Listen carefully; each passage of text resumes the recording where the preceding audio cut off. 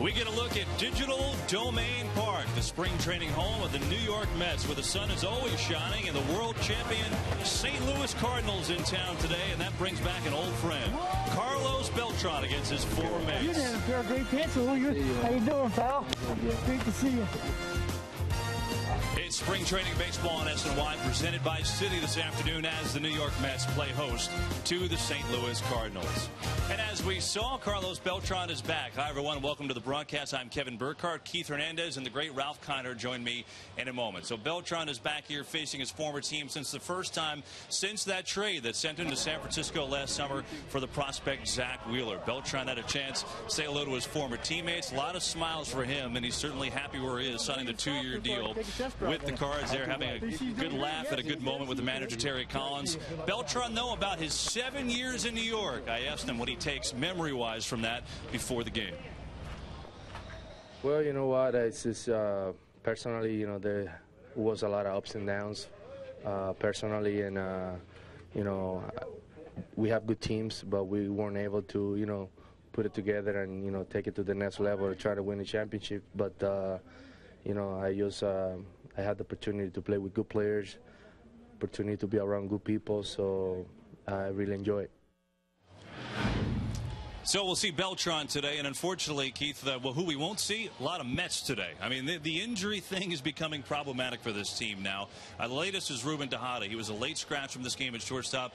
He has a left groin strain that he hurt in infield practice just before the game, and the manager, Terry Collins, a bit peeved. We'll get into that during the broadcast. But, Keith, this injury bug is becoming a little bit of an issue now for this team. Well, you know, the one good thing about it is, you know, you never want injuries. You got 3 weeks to opening day, so you got time to heal. But, you know, you got David Wright getting a cortisone shot in his rib. You know, we don't know the seriousness of that injury. He has not had an at-bat in spring. There's your starting third baseman. You know, you got your shortstop also now with a groin. You know, so the injuries are mounting, and you know, these guys are in such great shape today. You think they wouldn't get the injury prone that they are. What's more concerning to me is that the obliques and the backs are just all over Major League Baseball. Meanwhile, we talk about the first Mets spring training game back in 1962 against the Cardinals. They take on the Cardinals today. Hall of Famer Ralph Kiner is with us. Ralph, you were here day one for that first spring training game. It's great to have you here today. And it seems like only yesterday. I'll tell you, it was a long time ago. Of course, Lindsey Nelson, Bob Murphy, and I were in that ball game and during that ball game.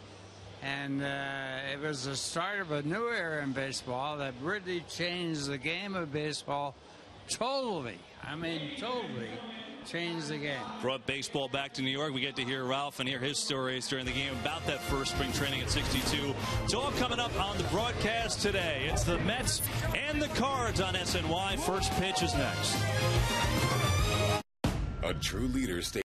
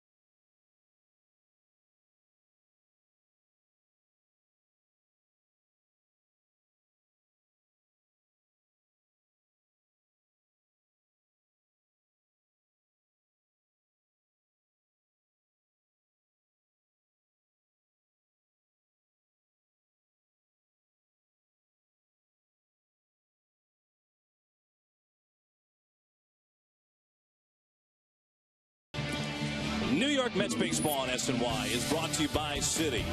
Also by Bud Lights. By Toyota. Hurry in. It's Toyota's #1 for everyone sales event, Toyota. And by WB Mason for amazingly low prices on office supplies. Who but WB Mason? So Mike Pelfrey makes his second spring start today. He'll get the call. Probably looking to go about 3 innings. You see who is going to follow. Frank Francisco and John Roush, the new bullpen additions. We haven't seen Manny Acosta on our airwaves. We get a chance to see him. And Bobby Pardell, too, who had a rough intra-squad game, but has had a couple of nice outings so far this spring. Get to see how Bobby has progressed. We see Mike Pelfrey warming up, getting set for his second spring start. Mets and the Cardinals today. Some of the photos of spring. Michael Barron of MetsBlog.com. These are great shots. Enjoy. We got the first pitch next.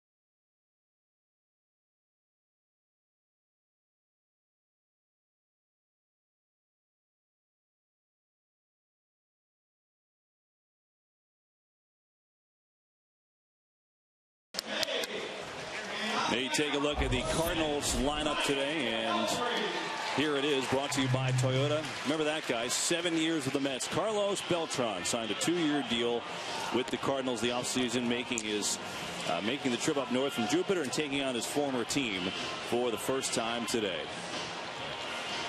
Well, there's Big Mike. Mike, his first outing, got really roughed up by the Marlins back on Thursday, March 8th, and he went 2 2/3, 6 hits, 4 runs, but that's all about getting the kinks out there. You see his numbers last year, and Mike has worked very hard and focusing on getting that hard sinker back. He's canned the split finger off-speed pitch, and he's now throwing a changeup. And we'll take a look at the Lexus Mets defense, and Daniel Murphy is going to be the starting second baseman here, and that's a work in progress. Tim Tuffle working very hard with Murph, and he had 19 starts, as you can see, last year at second base. So we get set to start. Daniel Descalso, the shortstop for the Cards, will lead it off and take outside for ball 1. Keith mentioned about Mike getting back to that slider, and excuse me, the sinker. And, you know, he changed his grip on that sinker a little bit. He used to throw it with the fingers on the narrow part of the ball, and now he's kind of moved it up to the fatter part of the ball. And he's changed it up, trying to get back what made him successful. And Descalso starts it off with a leadoff base hit. Center fielder, number 55. Well, Descalso, one of those little pesky hitters, got called up in the middle of the season last year, can play all 3 of the infield positions. Another one of these guys is Skip Schumacher. Cardinals have a lot of these guys that are so versatile and so good in so many roles, and these guys, Descalso, Schumacher, Green, all vying for the second base job this spring. As the fastball is high and upstairs to Schumacher. Skip is actually kind of an underrated type guy. 32 years old. He's a .290 career hitter, though. Beltran on deck. Well, the Cardinals want Tyler Green to win that job. They're very high on him. He just hasn't hit. Schumacher hits one to right. Duda is there. Descalso back to first, 1 down. And now we'll take a look at Carlos Beltran. 7 years with the Mets, where he batted .280 with 149 home runs and 559 RBIs. And for the most part, he gets applause. There were a couple of boos. I mean, this doesn't really count. It's spring training. The real deal will be back at Citi Field. But Carlos was in rare form meeting the media today. He was joking around. He got questions of whether or not he bought the check for John Neese's nose job, and he asked how it looked and if he should pay. He was quite jovial, and you could tell it's Keith. It just seems like a good fit for him in St. Louis, doesn't it? I mean, trying to add some firepower with the great Albert Pujols gone to Anaheim. Well, I think with Pujols leaving free agency to the Angels, they had to go out and get another bat. First pitch swinging, Bay retires Beltran, 2 down. It's interesting with Carlos last year, Kev. You know, he had a great 98 ball games with the Mets. When he was traded, it was hitting .289 and had 15 home runs and 66 RBI. He went over to San Francisco, the contending team, and got hurt. And really, he wound up hitting .323, but he turned it on really strong in the end when the Giants were pretty much out of it. Yeah, it was just one of those things. The Giants just never caught that fire that they hoped to catch last year and make that run. 2 down now. The batter is David Freese, the postseason hero for these Cardinals. He was the NLCS MVP. He was the World Series MVP. And this is a guy that for the last 3 years had missed at least 50 games each year. Great story. Freese, who takes outside the slider. He's a DH today. Guy that will be 29 in April. So it's not like he's a young rookie. Just finally got healthy and got hot at the right time and was phenomenal last postseason.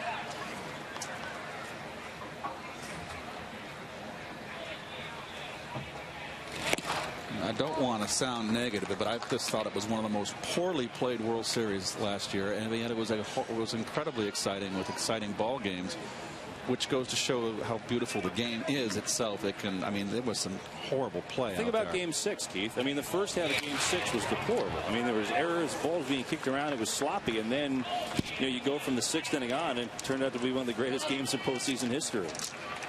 And Freese was a huge part of that. Ended up winning the winning home run, of course. The big triple. The Cardinals were twice in that game with 2 outs down to their final strike. And fought their way back. That was just a classic ending to what was a sloppy start to Game 6. 2-1, and Freese gives this one a ride deep to left. Bay looking at it. It hits the top of the wall and goes over. It's a 2-run shot for David Freese. And the Cardinals up on Mike Pelfrey and the Mets 2-0.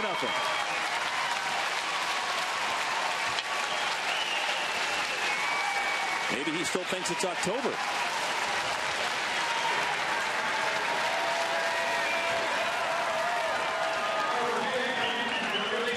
Well, Mike, let's see it. It's a fastball right down the middle.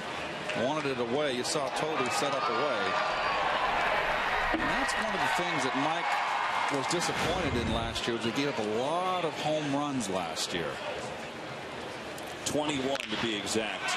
His career high by far. Matt Adams first pitch swinging down Ike Davis in the over. But David Freese with a 2-run home run puts a dent in Mike Pelfrey. 2-0 Cards.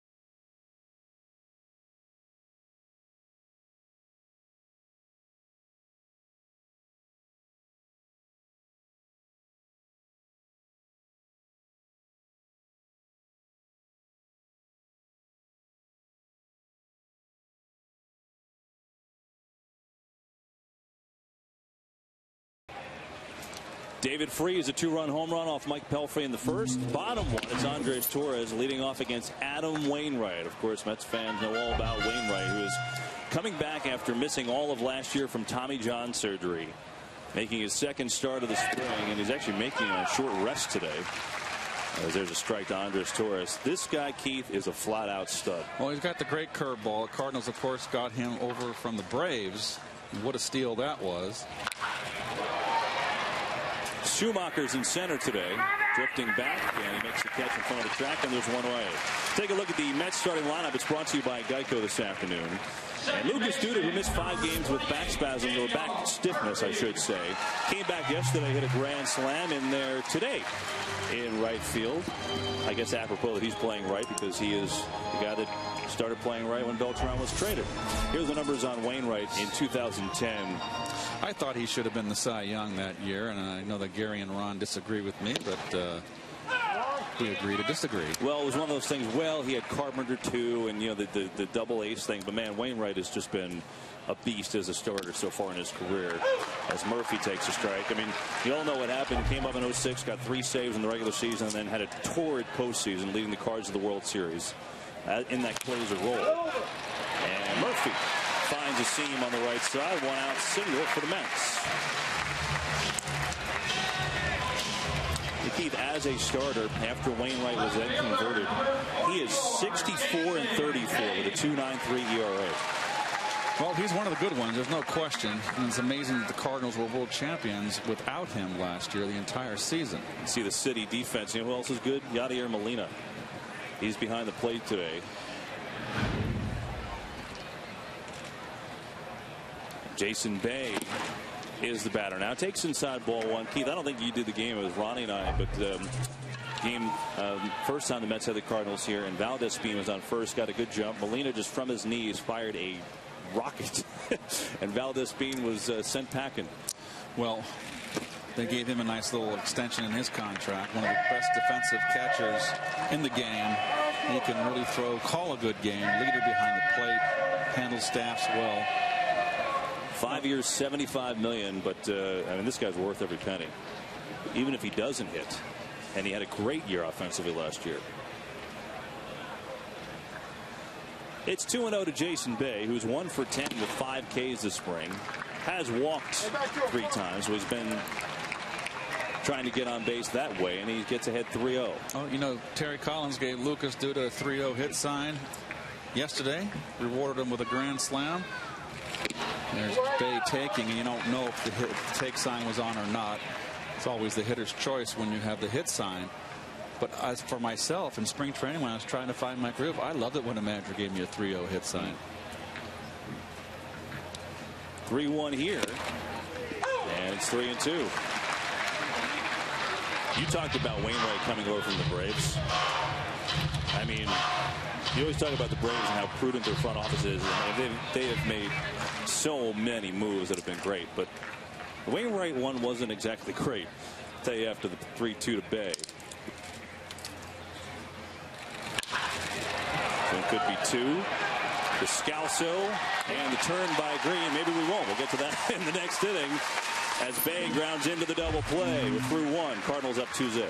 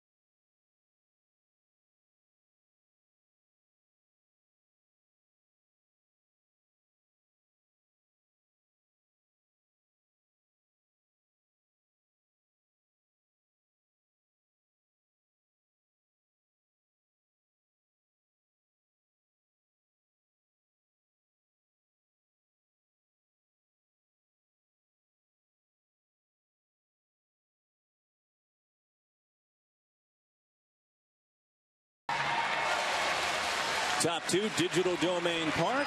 Nice shot, nice weather. Folks enjoying out on the berm. And hopefully you're enjoying back home as well as the Mets continue their spring training schedule. Down 2-0. Mike Pelfrey surrendering a 2-run home run to David Freese in the first inning. Here's Yadier Molina. Molina sky high to left and carrying. Bay back and keeps on floating, and it's gone. Solo home run for Yadier Molina, and the second given up by Pelfrey today. It's 3-0 St. Louis. Well, again, we've been having this offshore breeze. Pretty strong breeze blowing off the ocean, which means it's blowing out to left field here. And, you know, that ball went out a long way. Wind aided a high fly. What is worrisome is that a guy like Pelfrey with a sinker, you want him not throwing fly balls. You want him throwing ground balls. I mean, you're right, Keith. That wind has really been there the last 10 days, and we've seen balls to left carry, but that's the thing. Yeah, it's just not any movement at all on that pitch. Now Matt Carpenter now. Give a chance for Bay that the park will hold. Battling the sun, and he fights it off to make the catch. And we talked about 21 home runs last year, career high for Pelfrey. And if that sinker doesn't sink, that's going to be an issue. Well, there's several types of sinkers, and I know we're going to have Ralph in here shortly. And you can throw a sinker, but if it's a lazy sinker, a pitcher can really time it. A guy like Roger McDowell, for instance, who pitched in the 80s with us, had a hard sinker. Rick Russell had a hard sinker.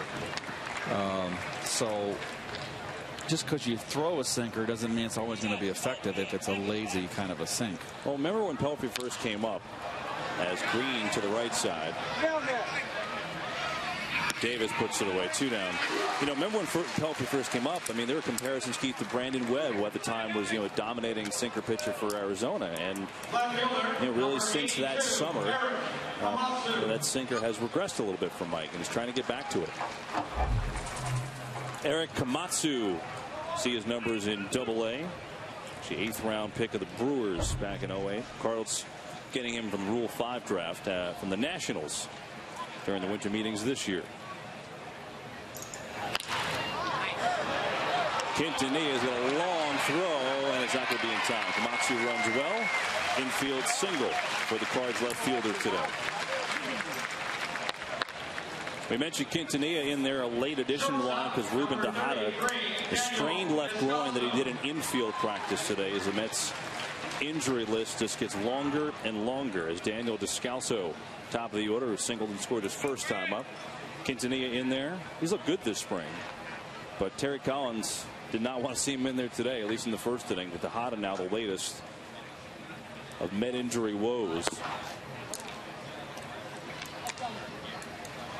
David Wright had to go back to New York for a cortisone shot in his troublesome rib yesterday. Tim Burdick had torn meniscus surgery today. He's out, probably 15-day DL to start the season with that. Hopefully not much longer than that. Well, that kind of opens up a lot for these young guys that were fighting for a second spot in that bullpen as a left-hander. And I always felt that they would have an up here on everybody else, because last year the Mets, of course, basically went the whole year with just Burdick in the bullpen. There goes the runner. Here's a chance to throw for May. It's high, and into center field it goes. So on to third base is going to be Eric Komatsu. Stolen base, and then the error on May.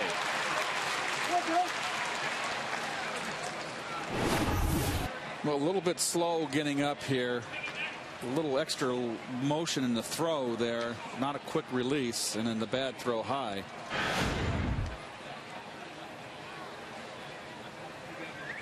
Remember, we've talked about May this spring. He's a converted shortstop, and he's been hitting this spring. But, catching still a work in progress, and he knows it. Bad throw there. Cardinals have an opportunity. Descalso, and sure-handed Ike Davis takes it at first. Inning is over. However, Cardinals get another home run off of Mike Pelfrey. This time it was Yadier Molina going deep to left. Hits the Cardinals 3, Mets nothing.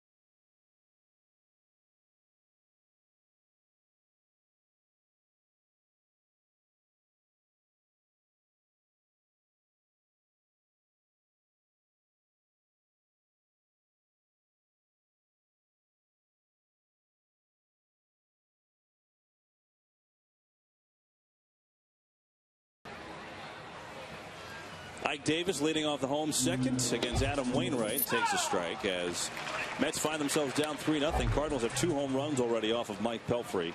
Yadier Molina and also David Freese have gone deep.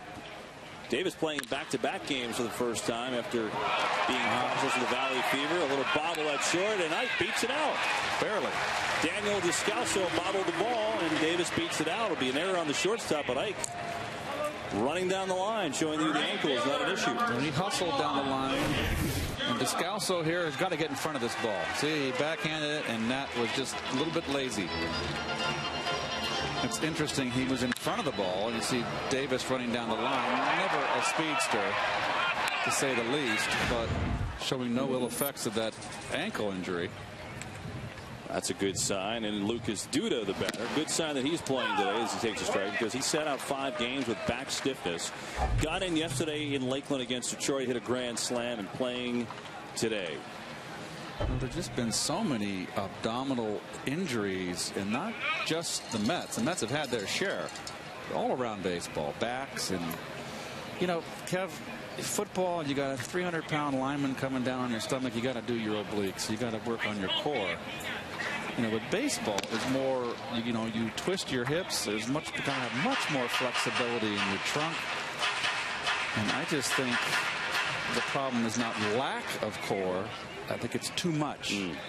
Well, Keith, you know, you've talked about it before, and obviously it's something, because this is problematic to say the least, the amount of those types of injuries that are in camp right now. I mean, the Mets, they've got a slew of guys, and you know, some of the minor league guys too that could be big contributors, like Neuenhuis and Reese Havens have been out for a while. Usually Carrasco hurt an ankle, he's out now.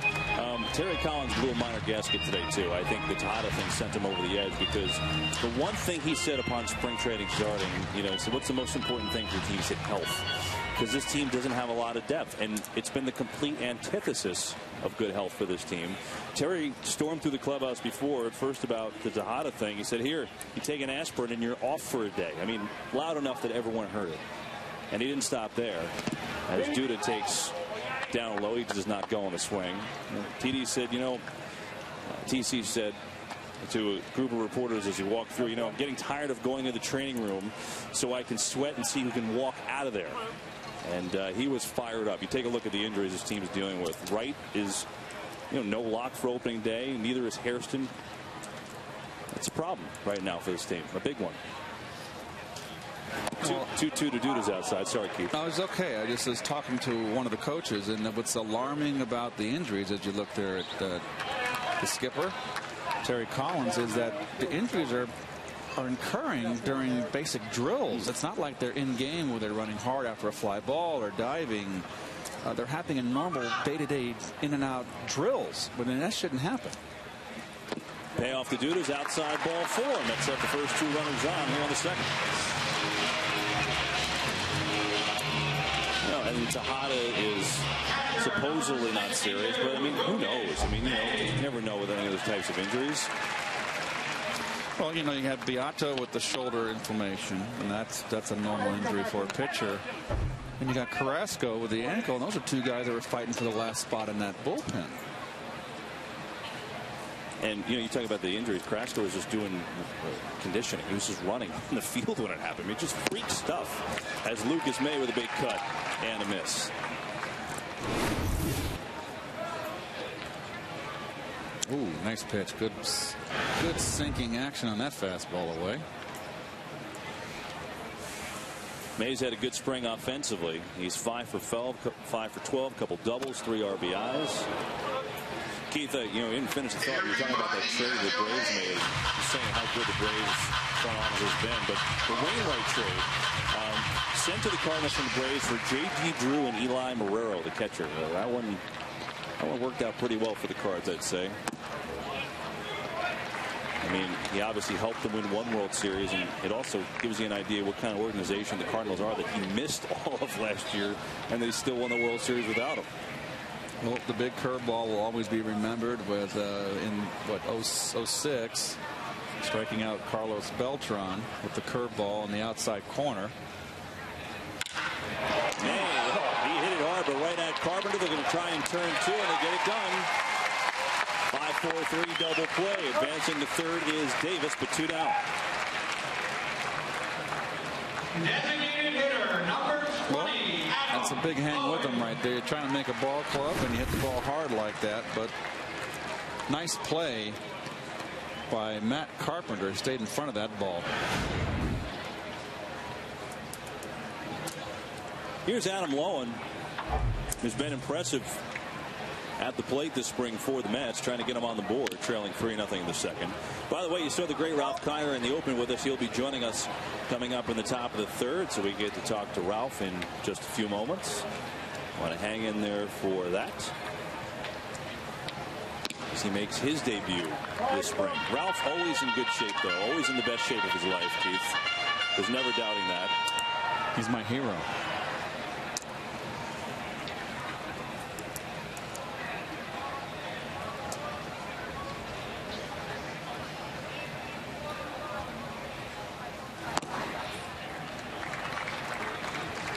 Looks like Wainwright's throwing pretty hard. Again, coming off that Tommy John surgery, which today now it's a lot of pitchers come back after that surgery and they're better. I mean, you could almost say they perfected that. It's become a lot more routine to come back from that than any shoulder surgery. It seems, the last few years. I mean, obviously Santana's is a little different, but shoulder surgeries have been the biggie. And speaking of Santana, our next broadcast Friday, Santana will be starting that ball game against the Tigers. And he'll be looking to throw, 60 pitches? Probably. Threw 40 last time out. Looked good. Johan's 33rd birthday today. Matter of fact, Wainwright's got an easy play in the inning. Mets done here in the second.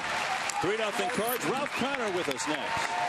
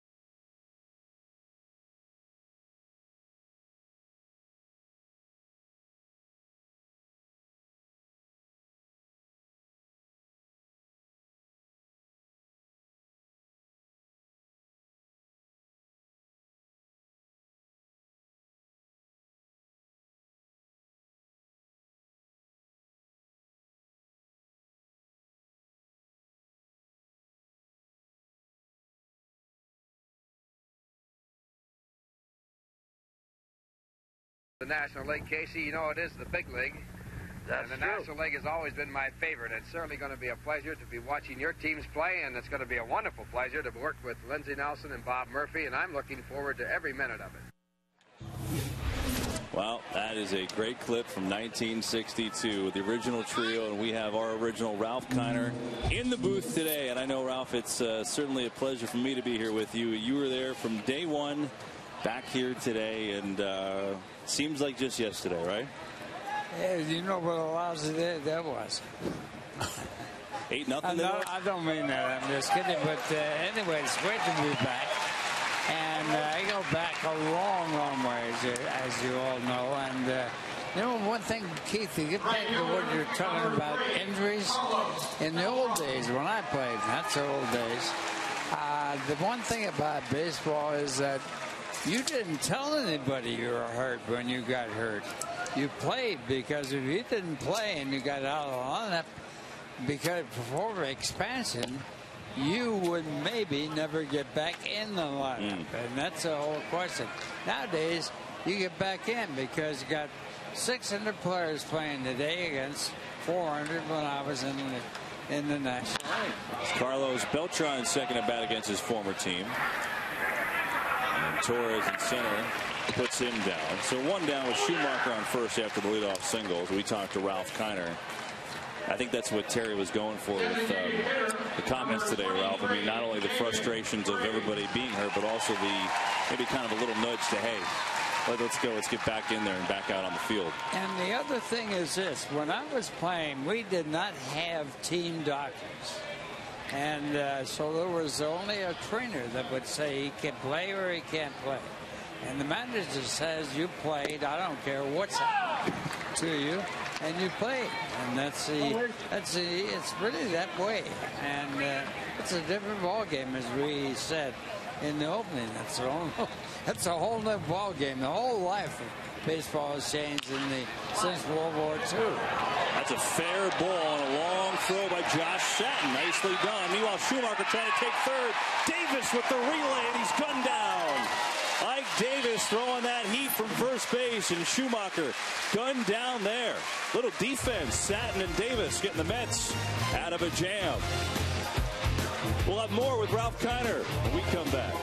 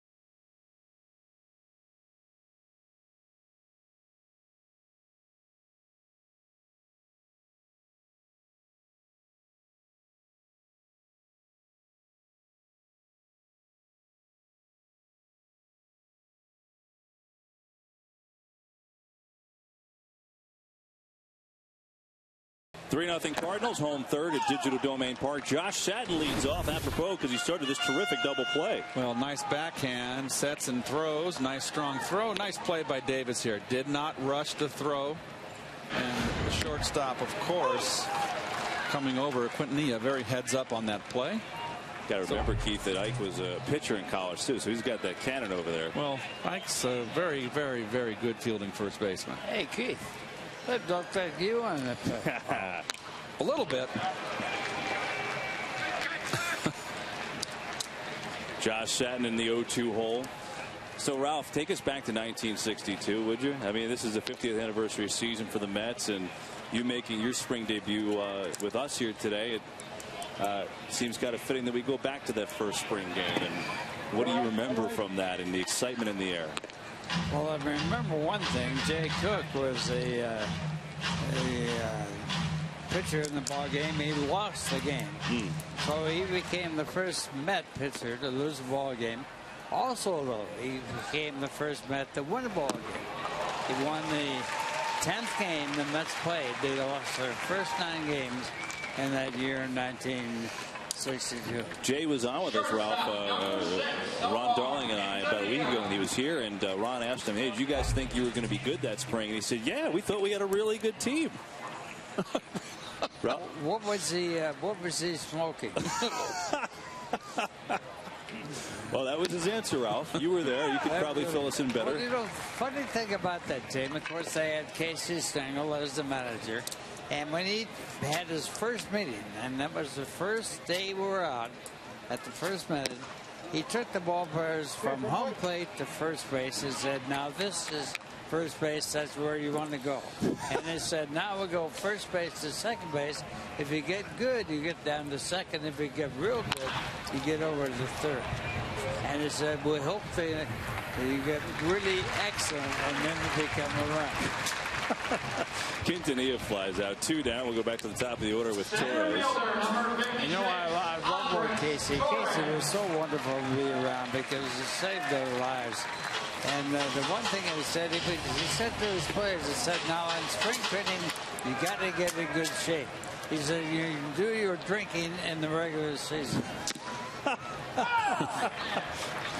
Well, that is not in the jargon in today's game. No, I don't think. No, I don't think you see that too often. It's Andres Torres now will tap it over to Tyler Green. Mets go down quickly in the third against Wainwright. We played 3-0 Cards.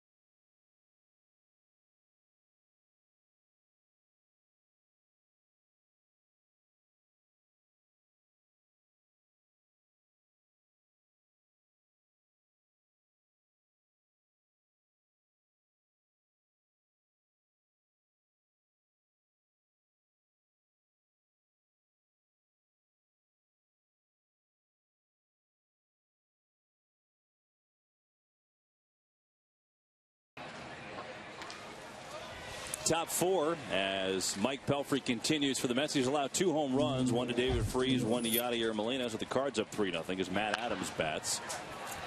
Adams takes a hefty hack, and that's going to go foul. Adams is a young man that of only 2 minor leaguers last year that hit over 300, drove in 100 runs, and hit 30 home runs. You know, things that happen in spring training, of course, are really somewhat funny. Don Larson one time, and he was a great pitcher for the Yankees. He was caught getting in at 5 o'clock in the morning. And so the Brothers had to ask for a question. Oh, nice play, Quintanilla. Adams retired, 1 down. And so they said to Casey, what are you going to do about this? He said, well, it proves 1 or 2 things. It proves that he either gets up very early in the morning or he gets in very late at night. You know, Ralph, Ken Belson of the Times had a very interesting article last week. I think it was on Friday. And it was about that first spring game, the 8-0 loss to the Cardinals it was. As Molina, the batter, homered his first time up against Pelfrey. And he mentioned a lot of things in there, which was, it was cool. And there was a link to the article in the Times. First thing is, Howard Cosell was the first voice on the air for that first game. I'd never heard that before. Well, Howard Cosell did a pregame show on radio. Right. and he worked with Ralph Brank on that show. Now, Cosell and Casey did not get along either way. I mean, Cosell didn't like Casey. Casey certainly did not like Howard Cosell, which a lot of people could say too, you know. Yeah. But Cosell was a guy that walked around Ebbets Field with a big Waldenstock microphone, and and nobody would talk to him in those early days. He was just a guy, a big, tall guy running around, and they had a strange voice and all that sort of thing.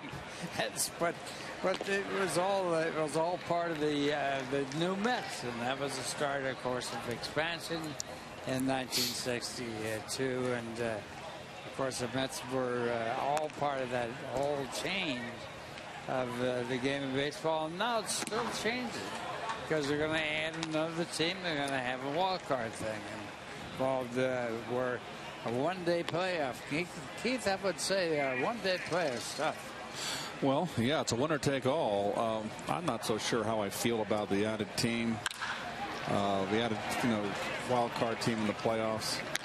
I think that certainly the format, the way it's been, it's created a lot of more interest where a lot of teams in the old days, Ralph, when you played, I played, you had the first place teams and that was it. There was no wild card. So I think with the wild card added in the extra division, you've got more interest and more cities obviously staying in the race longer, and that's what it's all about. But the jury's out with me as far as this added team. I've got to give it more thought. Boy, it would have taken away all the drama the last day of the regular season last year. Think about how great the race was last year. And another wild card, is it good? Maybe, but it also would have eliminated what occurred last year.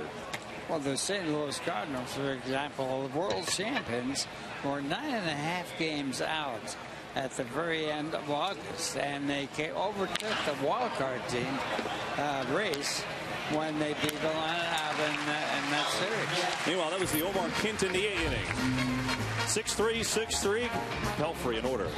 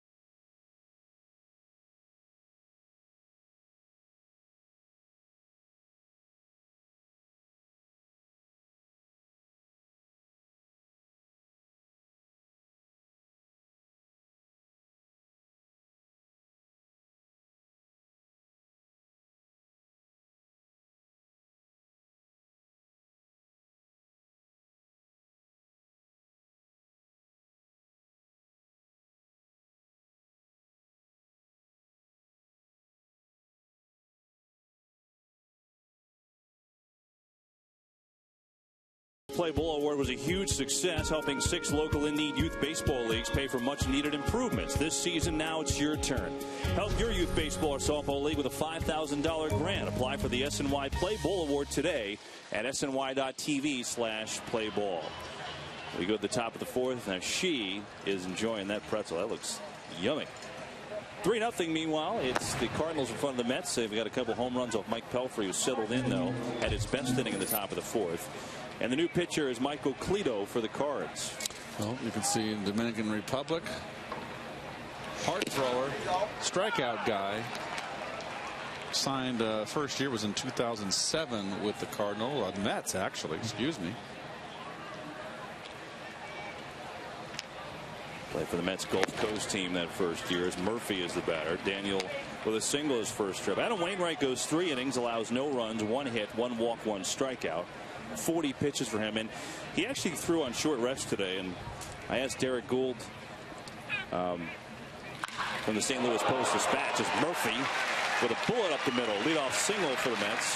Why the short rest thing? And he said Mike Matheny, the manager, a couple reasons. Altered the rotation for Garcia and Wainwright. Carpenter not available, changed things up there. And Matheny kind of felt because Wainwright had only gone 20, under 30 pitches his first start, that it wasn't necessarily short rest, not like a full start. So Wainwright today gets in 40 pitches as he recovers from Tommy John. Mets have a leadoff single on for Jason Bay. And of course, a lot of changes in that coaching staff over there in St. Louis. With the retirement of Tony La Russa ending on a winning note. How about that? Returning is Mark McGuire, still the hitting coach. Dave Duncan is still the pitching coach. Jose Kendo is still the third base coach. I'm sorry. Duncan is gone. Duncan is... He's still tending to his wife, so I think it's up in the air, Keith, with him right now. Right now it's Lilliquist. But I think it's one of those things for him you're going to wait and see. But obviously it's an iconic pitching coach, and his wife has been dealing with brain cancer, so he's tending to her. So Lilliquist takes over that role, and then Lilliquist took over that role late last year too, when he was doing the same thing. But boy, it's interesting, right? I mean, La Russa, Hall of Fame manager, and walks out after a championship, and it's a new regime. But it doesn't seem like it's being made a huge deal in St. Louis. It would be a huge deal in New York, wouldn't it? Oh, exactly. So. And that's the difference, right? As Jason Bay tomahawks one, gets down the line, it gets past Carpenter, it's a base hit. Murphy stopped at second momentarily, now goes on to third. Jason Bay has himself a double, second and third, no one out for the Mets. Jason Bay still hitting too many ground balls. Of course, that was a 2-base hit and a good play, but Jason Bay was hired by the Mets to hit home runs. And Jason Bay has not even come close to what they had hoped he would be. Now, what do you do to hit home runs? You have to swing, Keith, I'm sorry to say this, up with the ball. Well, Jason's another one of those top hand hitters, Ralph. What you do is put the top hand in, but it still makes the arc a upward swing when you want to hit the ball in the air. We showed a photos side by side in the opening day, Ralph, of Jason Bay, and it showed him with a very, very open stance. His first year here, which I got to believe he came over from Boston with, and his good years with Boston and Pittsburgh. And then as he's progressed as a Met, he's completely reversed it and is closed. Well, now he's going back to an open stance again, and then we'll see what kind of results he gets. The open stance. There you go, Ralph. Right there. Boston, that's an open stance right there. Yep. When you play in Boston, you have a short left field fence, a green monster, and you want to pull the ball, and that's what he has to do to hit extra base hits and home runs. So you can see in the picture on the left. That's a good stance. He's closed, and then he's opened up now on the two in the middle and right. What that open stance does is gets your hips cleared out of the way sooner, and that's very important to get the bat and ball and move it to the pull side. As we watch Ike Davis now work to count 3-0 with 2 on, no one out, facing Michael Cleto, hard-throwing right-hander, second pitcher of the day for the Cards. As you get closer to the plate, if you reach the ball and hit the ball, you have to open up your hands and arms and everything in your body to the left side of your right-hand batter. That's very important to do that. Ralph, you would know. You hit 369 of them, so I would take the advice from you. I think that's probably a good idea. He would. Well, I said that once to Ron. I said, Ron, he came to me and wanted me to help him with his hitting. This is during the season. Yeah. So we went into the ball game after I worked with him, and he had 2 home runs and won the ball game against Steve Carlton when Carlton struck out the 19 batters and was the losing pitcher. And at that time, that was the record with strikeouts in one ball game. And so there are little things that don't really seem to be much that are very important in hitting. But after all the years that I spent with people like Ted Williams and Hank Greenberg, I worked with the people like Ernie Banks, and you know, it's part of the game, and adjustments. Now, David Wright, for example, not playing this spring, I think that's a big mistake. Not that he has to do it on purpose or not on purpose, but the whole thing is he should be working on hitting more home runs. This one drifting back, and Komatsu all the way back at the wall makes the catch. Meanwhile, Murphy will score easily. Sacrifice fly for Lucas Duda. Man, that kept on carrying. Almost went out of here for a second grand slam at as many days, but it's a sac fly. Mets are on the board. 3-1, they trail. Well, with that wind blowing out the left field, this ball got under it. Did not hit it that good because the wind blew it pretty much to the track. But sacrifice fly, either way you look at it. We'll take a look at the swing. I'd always liked his swing, Ralph. You liked it too when he came up, and he struggled so much and fought through so much adversity. You see the ball off the wall there. Lucas May, batter, hit it. Sharp ground ball that turned into a 5-4-3 double play his first trip.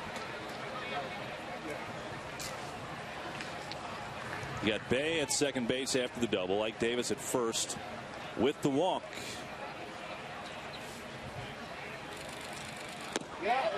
Slider, and May can't check the swing. Goes around. It's 0-2. You know, Ralph, we were talking about hitting home runs. You know, earlier talking about that article in the Times. The one thing I found about the Times about that first game in '62, in the article, which was amazing, there was a quote from one of the fans, and it was actually a little sub headline too that said, and there's strike 3. Nice pitch, and May goes down looking for the second out. Take a look at that pitch. Well, it's called a backup slider. Starts at the hip, freezes the hitter, stays inside, froze him up. Anyway, so the Mets lose their initial game, the spring game of the Cardinals, and the sub headline said "Same old Mets" after one spring loss.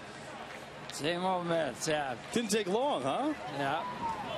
Well, Dirty Louie was in Polo Grounds when the Mets played their first games in the Polo Grounds in 1962.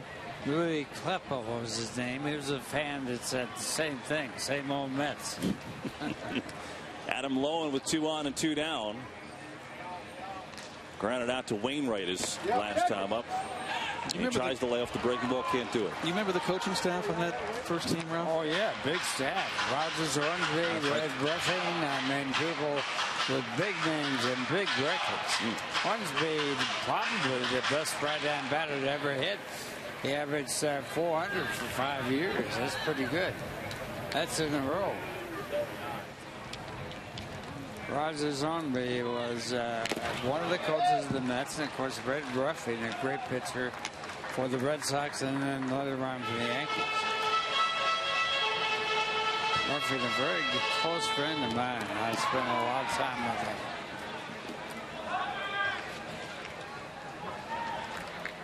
I used to go up to his place when he'd go to Chicago. I lived there after he retired. And we look at film of the New York Yankees what dated back into the 20s and early 30s. Back-to-back strikeouts by Michael Cleto sends the Mets to the bench. They do get a run of the sac fly. Wally Backman joins us from the dugout when we come back.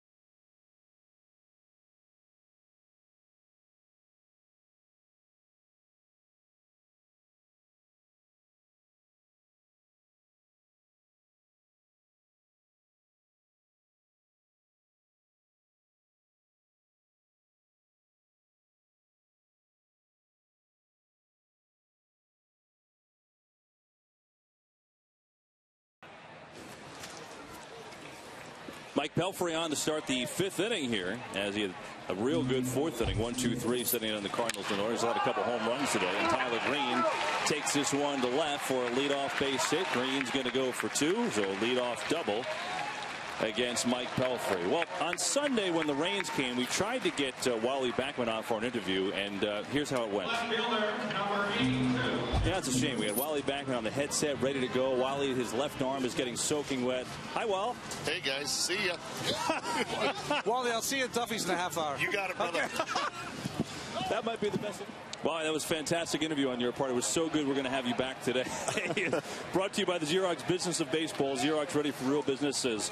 Wally Backman joins us from downstairs. Wally, it's along with Ralph Kiner and Keith Hernandez. It's Kevin Burkhardt upstairs. And, you know, when you look at this Mets team, and clearly you and Tim Tuffle and others have worked with Daniel Murphy at second base, right? And what is that process like for you, and how do you go about trying to teach Murph the proper way to do things here? Well, it's been a slow process. You know, it's almost baby steps. You know, Murph, I believe, came up as a third baseman, moved to first, played some left field.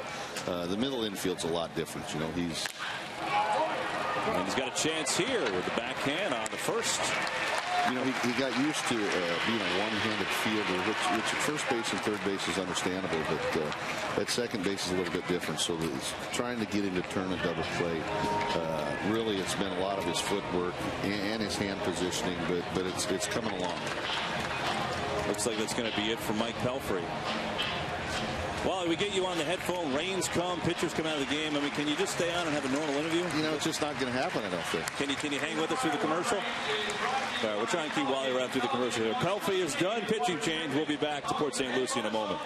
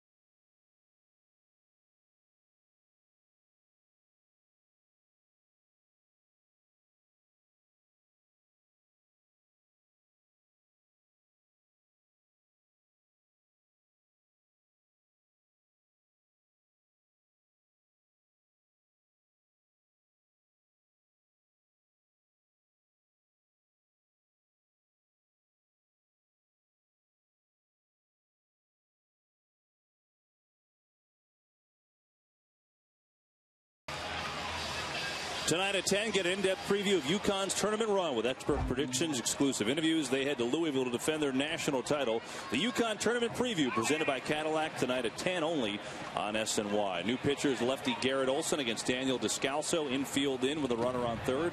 As we play here in the 5th, Tyler Green the runner on third. Olson in relief of Mike Pelfrey, 28-year-old, who now has a chance to make this team with the injury to Burdak.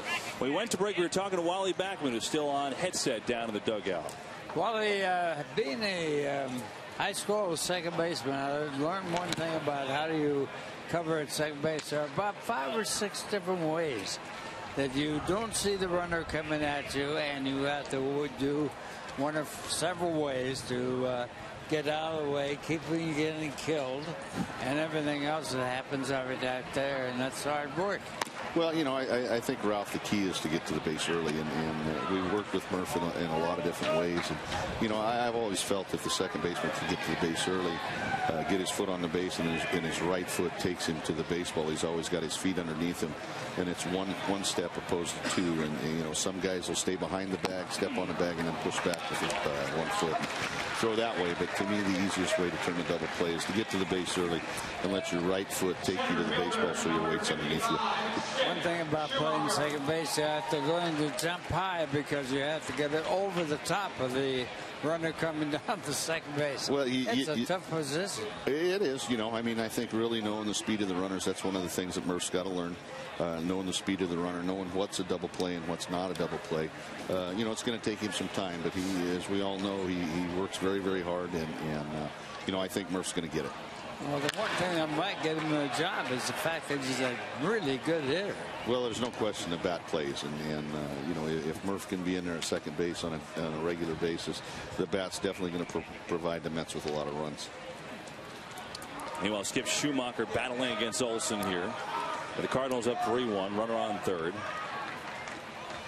On first and third, excuse me. And there goes Descalso from first. Inside pitch. May's going to throw down. Here comes the runner home. The return not in time. A double steal at the expense of the New York Mets, and actually well executed by the cutoff man. Wally, what's the key to this play when you do this double steal? Well, you know, right there, you know, it was the way that Q stayed back at second base. You know, you got to probably take that play at second base, and it was a little bit late, but they executed the play just right on the offensive side. So, you know, that's the way you have a double steal. It works that way. Using the speed, Green comes home. Descalso to second, and now Schumacher to Murphy, but that'll move Descalso to third with 2 down as we talk to Wally Backman. Wally, you know, you have been singing the praises, at least you know, early spring and last year, of Matt Harvey and Jeurys Familia, who we've seen now on this big field. I mean, what do you think for each guy is the biggest thing that they have going for them to be up in New York at some point soon? Well, you know, consistency, work ethics. I think both those two guys push each other to the max. I think it's a good thing that happens between both of those guys. They definitely have the stuff. I know that Harvey's worked real hard on his 2-seamer this winter. It showed this spring training. Their secondary stuff is definitely good enough. It's all about consistency for me, and so far they've showed more consistency than in the short time in spring training than even when I had them last year in Double-A. So, you know, these guys are on the uprise. These are two kids that are power arm pitchers that can be an impact at some point in time. We talked to Wally Backman, who is here now. We'll be managing the Buffalo Bison this summer in Buffalo. Wally, thanks for the time. We'll see you again real soon. You bet, guys. Wally Backman from downstairs, who was in Binghamton last year, did a nice job with that team and working his way up now in Buffalo. And he's seen Harvey, he's seen Familia. You can compare Familia's curveball to early Dwight Gooden. That's how much Wally thinks about that, as Garrett Olson is high. That's high praise. Yeah, really. Well, there's Wally right there. Right here, Garrett Olson here. He's vying for one of the spots now with Burdack down. I mean, it's going to be between up for grabs between Olson, Chuck James. Carlos Beltran, short but high. They have the easy play. Hauls it in. Inning is over. Cardinals get a run on the double steal. Increase it to 4-1.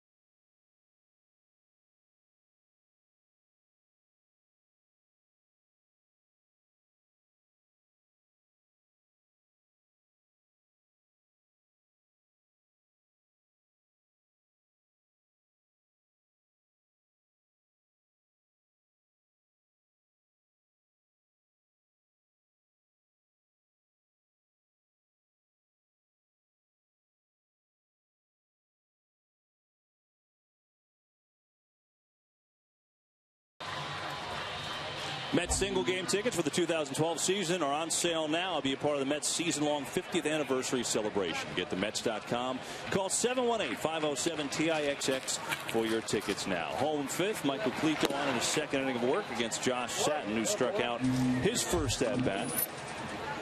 Cleto did allow a sacrifice fly and a run, but then struck out Lucas May and Adam Lowen looking to get out of the jam in the last frame. Well, he got out of a bases loaded, nobody out situation, and 2 strikeouts called. Very hard thrower, and all the strikeouts are on the breaking ball. He's got a sharp slider. View from the berm out in right field at Digital Domain Park. Satin hits this one to center. Relatively deep, keeps on going. Schumacher has room, makes the catch. You know, Ralph, it's interesting. I was talking to Josh Satin before the game, and you just talked to us about an inning ago about home runs and hitting home runs and getting the proper lift and swinging up and things like that. And talked to Josh about, you know, he came up as a second baseman, but now he's primarily a corner guy, and he's always been a guy that likes to spray the ball, hits for average. And I asked him, is there pressure because you are playing in corner position to try and hit the home runs? What about a guy like that has, you know, kind of gotten to this point by being a spray hitter, going the other way, things like that, about feeling that pressure and trying to get noticed and trying to hit home runs when that's never been his game? Well, you really are what you are. You either can hit home runs and be strong and have a good swing, but in that case, I would say he's probably better off to stay the way he was. Yeah. You know, it's I'd imagine, though, a conundrum at some point for a young player who's trying to make an impression. Well, first and third are power positions, really, basically. The game has changed a lot. It used to be that all the outfielders played center field, were home run hitters. Now they don't have to be. The game is really a changing game. We watched Quintanilla bat, and Quintanilla goes the other way. This one is carrying as well. But at the track as Komatsu puts it away 2 down. You know, Ralph, spring training can be kind of nuts.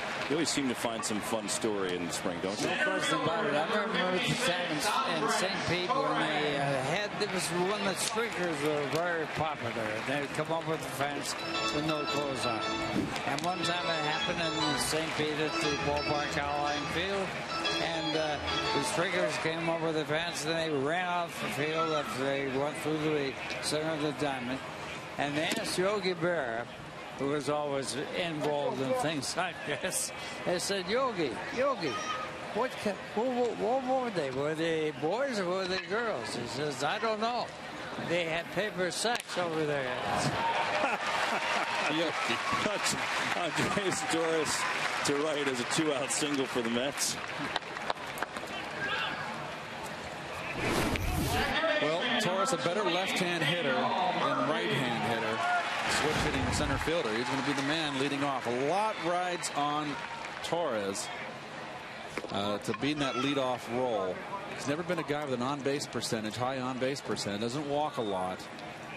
But there's really no speed at the top of this order, and they need Torres to do the job in that leadoff spot to give the Mets a base-stealing threat up high in that lineup. You know, Keith, Moneyball was, of course, a great picture, movie that's out.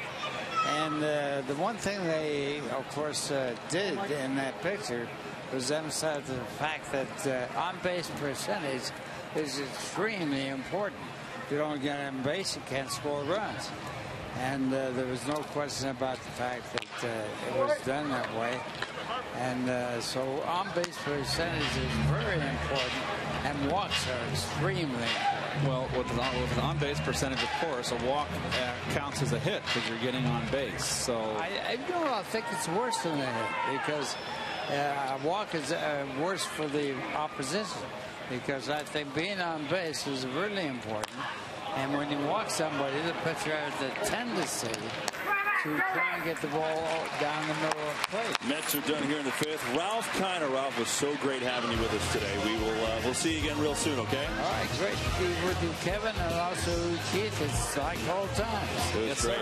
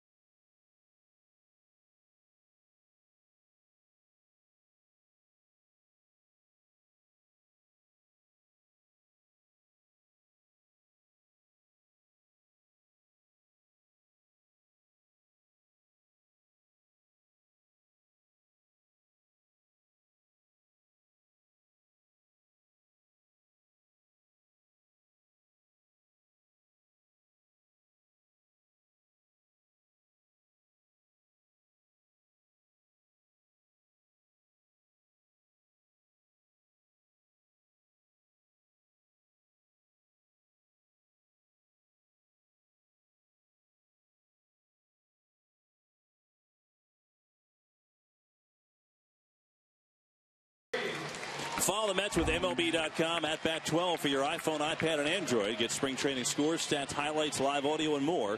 Text at-bat to 31826 or visit Mets.com for all your details. We go to the 6th, 4-1 Cardinals over the Mets. New pitcher is Frank Francisco.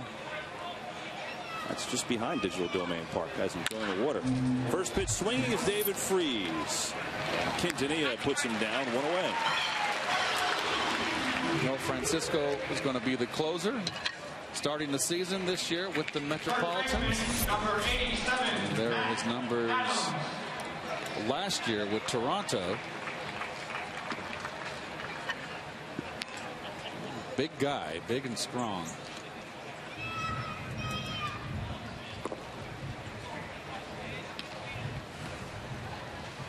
Matt Adams is the batter now. Adams is a guy, if you remember, as we take a look at Rob Johnson, he's in there replacing Lucas May, and Matt Dendecker in the center field as Andres Torres takes a seat. Those are the changes for the Mets. Adams with a big swing. He's the guy that hit a grand slam off Jairus Familia last time the Cardinals were here. Familia had pitched real well, got in the jam. Mets left him in. He was up at 40 pitches, tried to see if he could get out of it, and Adams took a high fastball and deposited it over the left center field wall. He's got some power. He's 0 for 2 today. Well, played the Texas League last year, as I said earlier, hit over 300, hit 30 home runs, and drove in over 100 runs. That's a heck of a year in the minor leagues. There's a shot right to Davis. 2 down.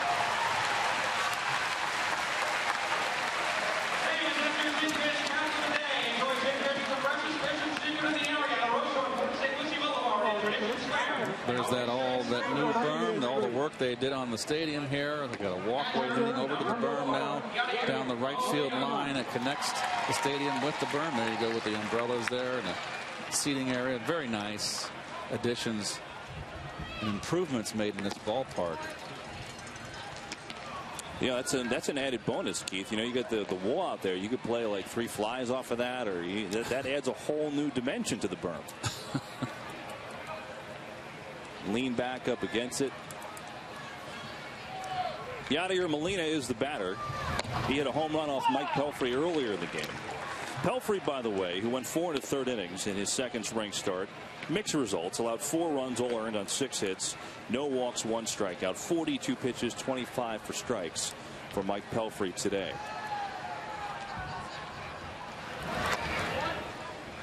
Here's Molina against Pelfrey, and kept on drifting with that wind blowing out to left. Well, anything up in the air is the left field is going to get out.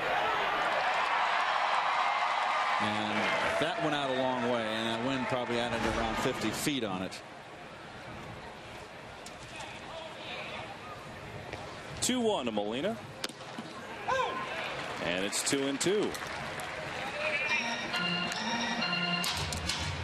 Francisco, 32 years old, got that 2-year, $12 million contract from Sandy Alderson and the Mets. After they traded K-Rod last year, they tried to find a closer, and now they're hoping he is the guy. Slice to right. Dude, I think, thought about for a second diving for it, but just plays it in front. So a 2-out single. He actually played that ball very nicely.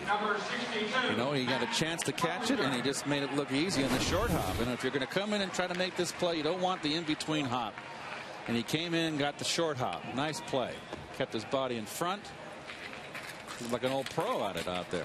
You know, Keith, remember last year in the spring when Duda, they started to put him over and right a little bit, and he had trouble going back on balls. He was so used to playing left field and the infield. And you know, I think it's important for him that he gets to play out there a lot this spring and stay in right field. Well, he's not going to have to deal with the Mo zone area. That's going to be truncated now. They've completely cut that off, and so it's not going to be that concave area back there, which was really a difficult right field. A lot of ground to cover as Matt Carpenter is the batter. You know, Ralph was talking about on-base percentage last inning when he was in. And Carpenter last year had a .417 on-base percentage. 13th round pick out of TCU back in '09 for the Cards. He's 26 years old, though. Fastball missing, and it's 2-0 to Carpenter. The coffee has arrived, Kev. That is a monumental moment in our broadcast. You know, we feed off the energy of Ralph to get us to this point, but then you get to the 7th, and you get a bit sluggish late in the game. Did you get the large or the small? I got the grande. The medium. Sorry, I didn't have the proper lingo. That one goes foul. And we got a pinch runner over here at first base for Molina.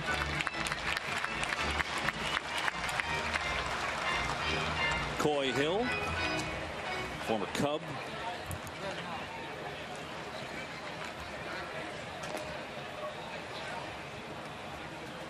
Coming to catch for Molina in the next frame.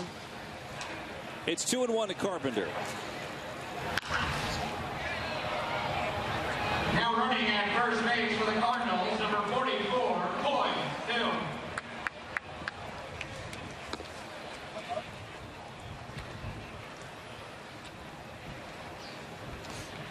The minor leaguers are here. I think it's Corey Mazzoni out of NC State. He was Mets, I want to say 4th round pick last year. I don't have the chart in front of me, 3rd or 4th. He's getting the start. Minor league games getting going this week, so that's exciting. We'll see that action on the backfields heating up. I remember minor league spring training. The days were so long. You had so many players because you had much more farm teams than you do today, and you were out there. You know, they had the bus come pick you up in Old St. Petersburg on 4th Street.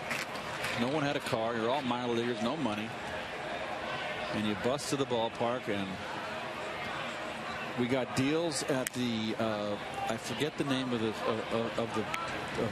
restaurant, but it was like a smorgasbord. It was a cafeteria style restaurant. Yeah. And they gave deals to the minor league players, and we'd all be there after the game, and it was a cheap meal, and it was all you can eat. Take it. Those are long days. At that point, you'll take it. It's funny, you talk to all the young guys that are over on in the major league side, and you ask all of them what's the biggest difference. Oh, the food. The food. Well, matter of fact, even Carlos Beltran, Mama and Teresa do the cooking for the Mets and are just fantastic. Fantastic. In the spring, we as a media are lucky because they also make us food, and it's great. So Carlos Beltran, when he met the media today, someone asked him what he's going to miss the most about playing in New York, and he said the food from Mama and Teresa. This one sliced, could find the gap, and it splits the defenders out there. Jason Bay trying to cut it off, and meanwhile Hill's going to come in and score. It's an RBI double for Matt Carpenter as the Cards play to run against Frank Francisco and extend their lead to 5-1. Well, nice hitting right here. And this young man had a nice year. 2 years ago, he was a minor league player of the year from the Cardinal chain. 300 hitter. And with 2 outs, you're going. And Hill scores easily. So my first spring training in St. Pete with the Cardinals, you'll never guess, Ralph, who my roommate was. My first roommate when I was 18 years old. Goofy as a loon. Mike Vail. That was your first roommate? That was my first roommate, Mike Vail. Well, how goofy was he? He was just as intense as he was when he played in the major leagues. Yeah. Huh. We saw Ramon Ramirez warming. We'll see him next for the Mets. Francisco steps off, looks at the runner. That in its own right is interesting, Keith, because it's been documented by Francisco, and I believe it was John Harper in the Daily News who wrote an article about it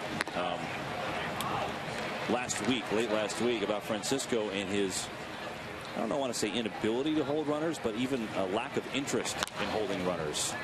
And it's something the Mets are aware of. Terry Collins said they're working on it. That's a big problem, though. I mean, you look at that number. No pickoffs, 13 for 14. Now, again, that's pitcher and catcher combo, but still.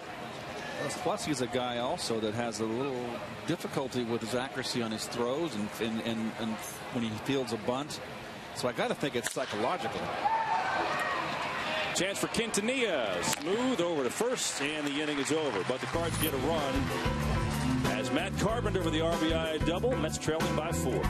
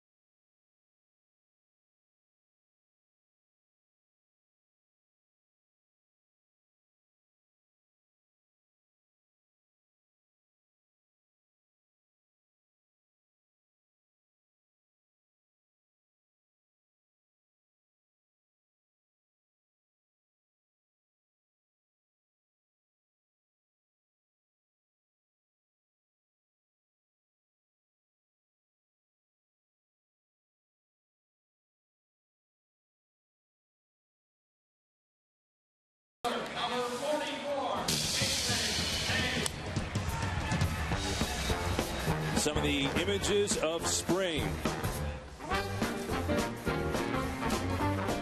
2012 here in Port St. Lucie. Digital Domain Park as we head to the home six. Jason Bay leads it off. First pitch swinging. Komatsu has it lined up in left, and there's one away. So Bay is 1 for 3 with a double today. Mike Davis now. Meanwhile, a new pitcher for the Cardinals is 27-year-old Brandon Dixon. Got into a few major league games, but mostly did most of his work at Memphis last year. Actually 5th in the Pacific Coast League with a 3.95 ERA. He's a sinker guy, gets a lot of ground balls. As he's working to Davis, ball 1.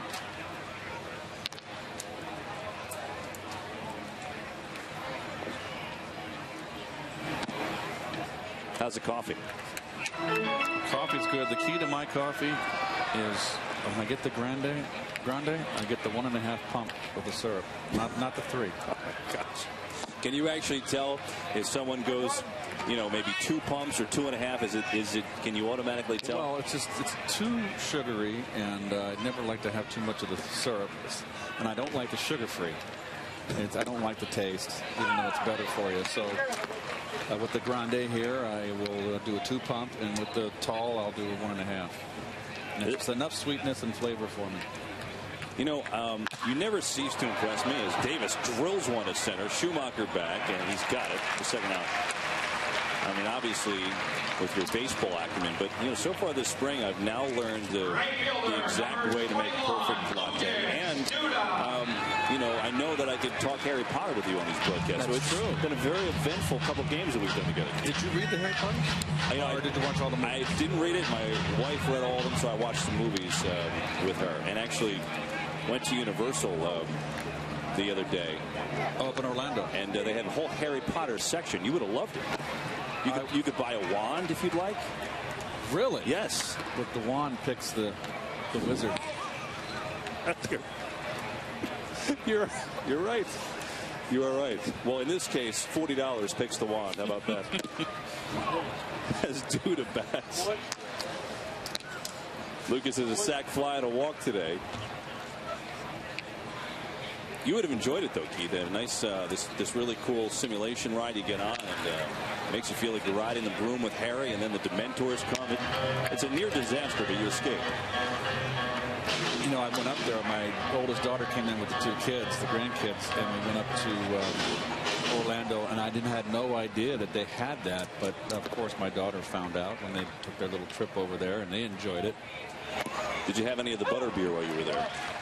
I didn't go.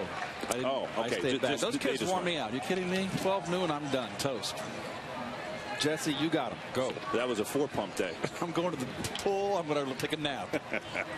2-2 to Duda as he taps and foul.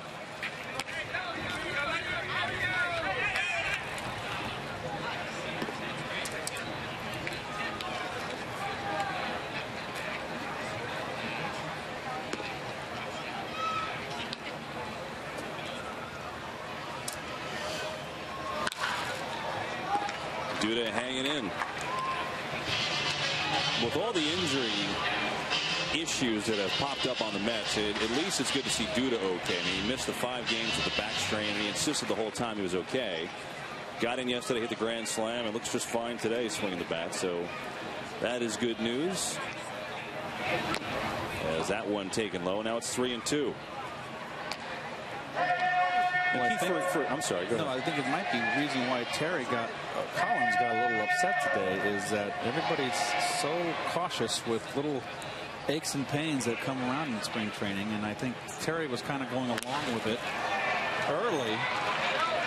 And I think it's okay. We're 3 weeks from the season now. Let's get these guys out there and get them playing. Get going. Mets down in order in the 6th.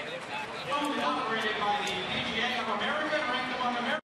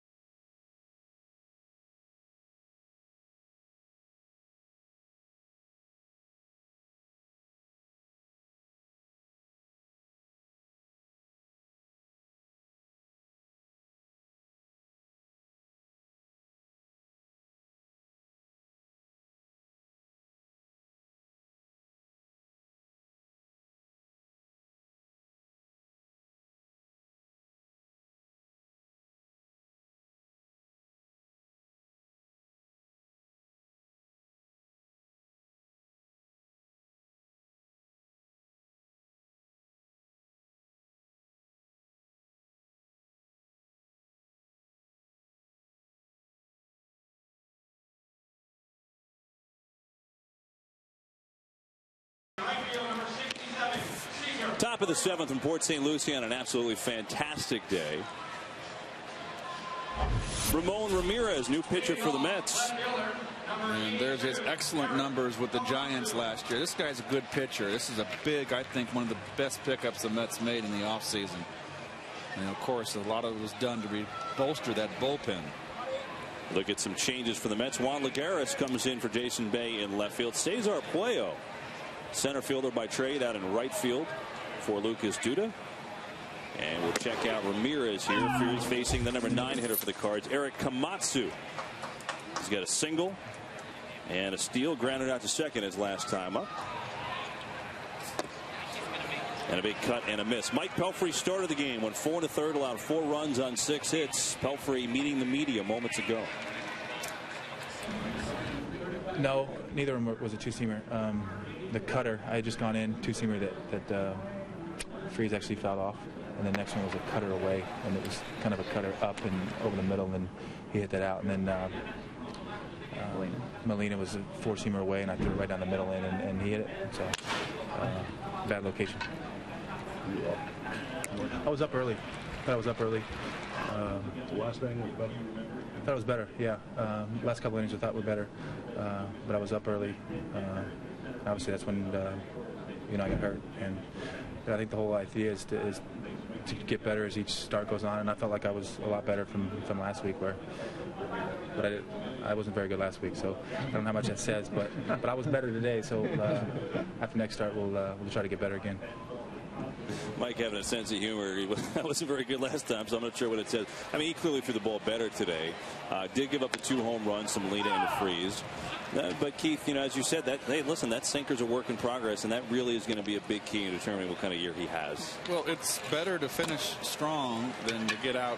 If he had the good 3rd and 4th inning, his last 2 innings, and gave up the runs in the first 2, it's better to have it that way, where I got a rhythm and I improved, as opposed to if you got hit in the latter half of your outing, so there's always a positive going forward there. Meanwhile, Ramon Ramirez has gotten 2 quick ground ball outs as Satin throws out to Scalzo. Skip Schumacher, the batter now. Skip is 1 for 3 with a single. Ramirez is 30 years old. As Keith told you, came over in that trade with the Giants. He's solid.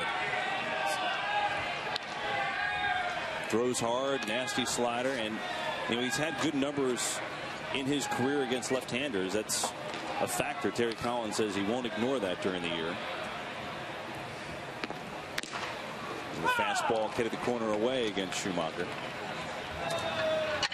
Well, there you see, since 2008, and that says a lot right there. He's right there in some very good company. Schumacher finds a hole. He's got his 2nd knock of the day. How about Carlos Beltran? He's still in the game here in the 7th inning. This is the first game he's playing all spring in the field, too, because he had the flu. He missed some time. Also has some right shoulder tightness, but he's 7th inning still in today.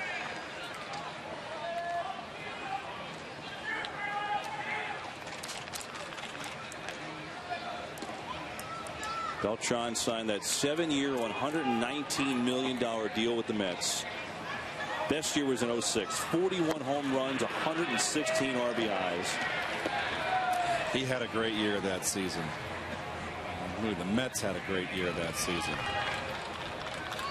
And I just always felt that was their year to win, 2006. That was their year. And Molina put an end to it. And it's just hard to repeat. That club was at its peak then. It's funny, Keith. Everyone always brings up the curveball, of course, with Wainwright and Beltran looking. I don't know there's a player in the game that would have hit that ball. I mean, I guess people want it, you want Beltran to swing there, but it's almost like the Molina home run off Heilman just gets a pass. It just kind of, people almost forget about that in the grand scheme of things, or the fact that after the Chavez catch, when they had all the momentum, they left the bases loaded. They had a golden opportunity. They couldn't get a sac fly in that 6th inning. Well, I think when Carlos struck out that at bat, I think Carlos would probably take back. He took the first strike, which was a fastball, good pitch to hit, and then he swung at a bad curve in the dirt, and then of course he dropped that nasty backdoor curve on him and strike him out. Beltran gets it past Murphy. He's got his first hit against his former team. So Beltran 1 for 4 today. I think he might come out for a pinch runner here, but we'll see. So back-to-back 2-out singles against Ramon Ramirez. Number 61, Brian Anderson. As David Freeze's day is done, Cardinals have pinch hitter up there. It's Brian Anderson getting the at-bat.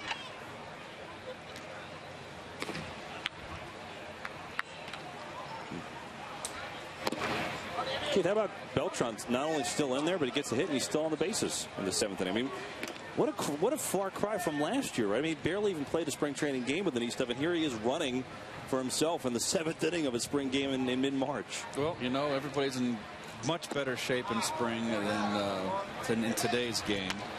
And Carlos is one of those guys that is fanatical with his conditioning. He's always been in shape. He's always been injury prone. So, you know, you're getting down around 3 weeks. You got to start playing a little, stretching it out a little bit. There's no substitute, Kev, for actual game experience playing out there, being on your feet in the field for 9 innings, and you build up that stamina as an everyday player as spring progresses. It's hot, you know, you're used to coming from cold weather, and you get into the heat down here, and that's really how you just build up to be able to go play 9 innings on an everyday basis going into April.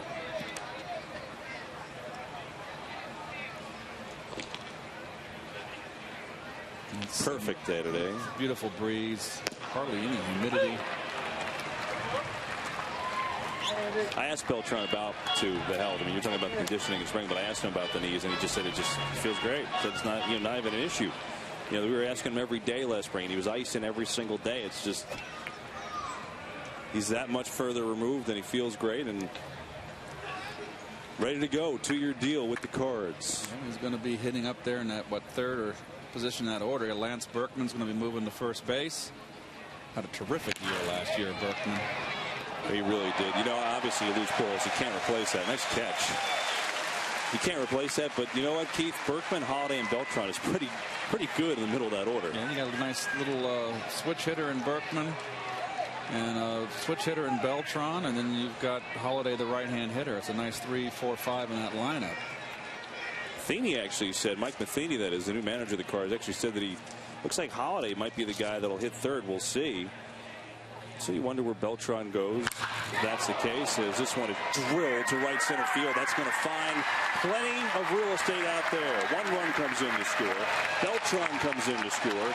It is a 2-run double for Brian Anderson. Cardinals add on more. It's 7-1. I think the Cardinals looking really, really sharp in this spring training game. Mid-season form here. It's a fastball, right? Oh, didn't sunk and just didn't get it away enough. And give Anderson credit. He still kept his shoulder in there. Didn't pull off. And they're going to be scoring very easily as that ball goes to the gap. Well, that'll bring up Matt Adams. So Ramirez got 2 quick ground ball outs in the inning, but then back-to-back singles, and now the 2-run double by Anderson as Adams takes strike 1. Matt is 0 for 3. He's had a good spring coming in today. He was at 350 with a homer and 7 RBIs.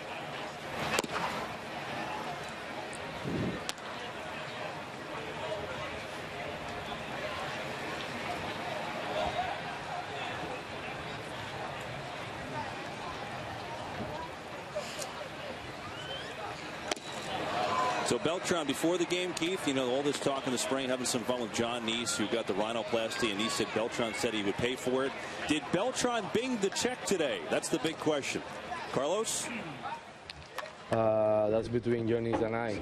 You're getting a kickback from the money that I'm giving to him. Did you bring it today? No. Didn't make him wait. A little bit. Make him suffer. What you didn't see there is a little bit later in the interview, Carlos said, hey, how's it look? Should I pay up? So both guys being really good sports, having a little fun with that this spring after John admitted that. 1-2 to Adams, and Ramirez gets him on the breaking ball. Cardinals, though, play 2 more. Their lead over the Mets, 7-1.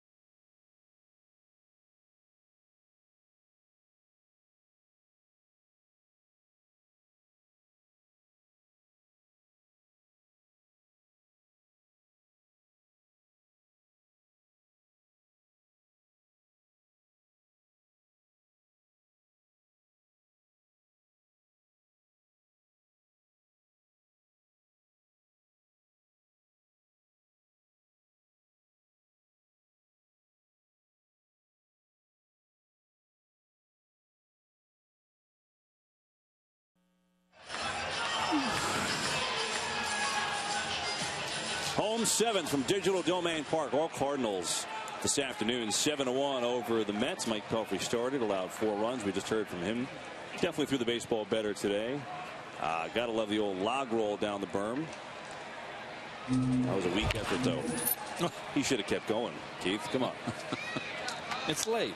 It's the 7th inning. Yeah, you just said, you know, mid-March, you got to get that conditioning going. I mean, I thought he was going to get back on the horse. It's always a favorite of the children.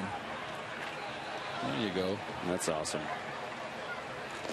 Rob Johnson's first at bat. He took over for Lucas May at catcher. J.C. Romero. Oh, that was nifty. And there's one down. Well, nice play by Romero here. We all know Met fans are familiar with him at the Philadelphia Phillies. Last year did some time in Colorado. Went back to the Phillies. Stints in Boston. Short stint in Boston. Romero's 35 years old, and Adam Lowen will be the batter. Now, you know, Keith, he was awesome in 08 for the Phillies. Just tremendous out of the pen for that team. And then really since then, it's just been a barrage of stuff. I mean, it started in 09 when, you know, he had a 50-game suspension testing positive for a banned substance there. That started it out. He missed the end of the season with injury with the left forearm. He had surgery on the elbow after 09. He was in the DL in 2010, recovering from that. And he had some calf issues in 2011. He's, you know, so between the suspension and all kinds of injuries, really since 08, he just hasn't been the same guy. Trying to rediscover the form.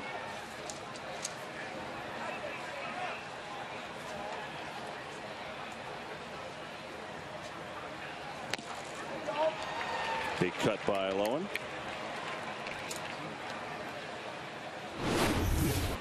Fastball away.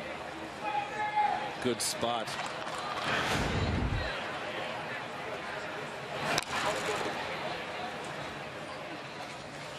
Well, the Mets are looking for some pop off the bench, and they're giving this young man, Adam Lowen, a lot of looks here.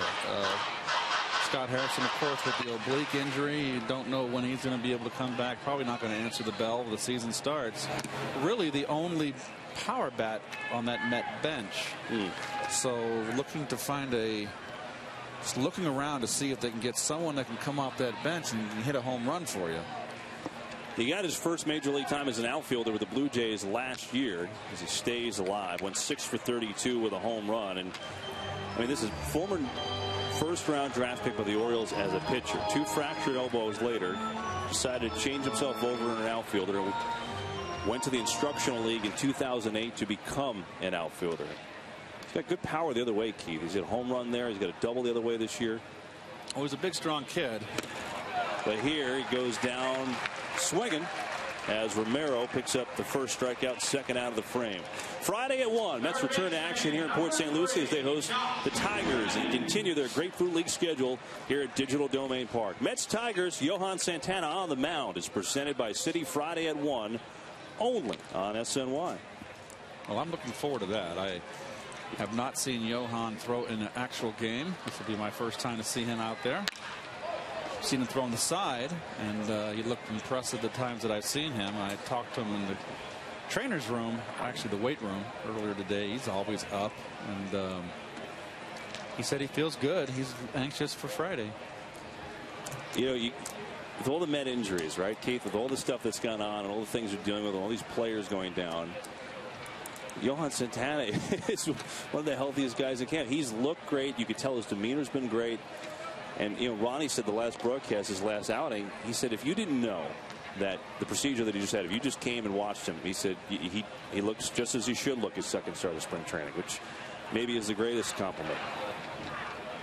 33rd birthday today for Johan. As Josh Satin staying alive, trying to get something going for the Mets, down big against the Cards.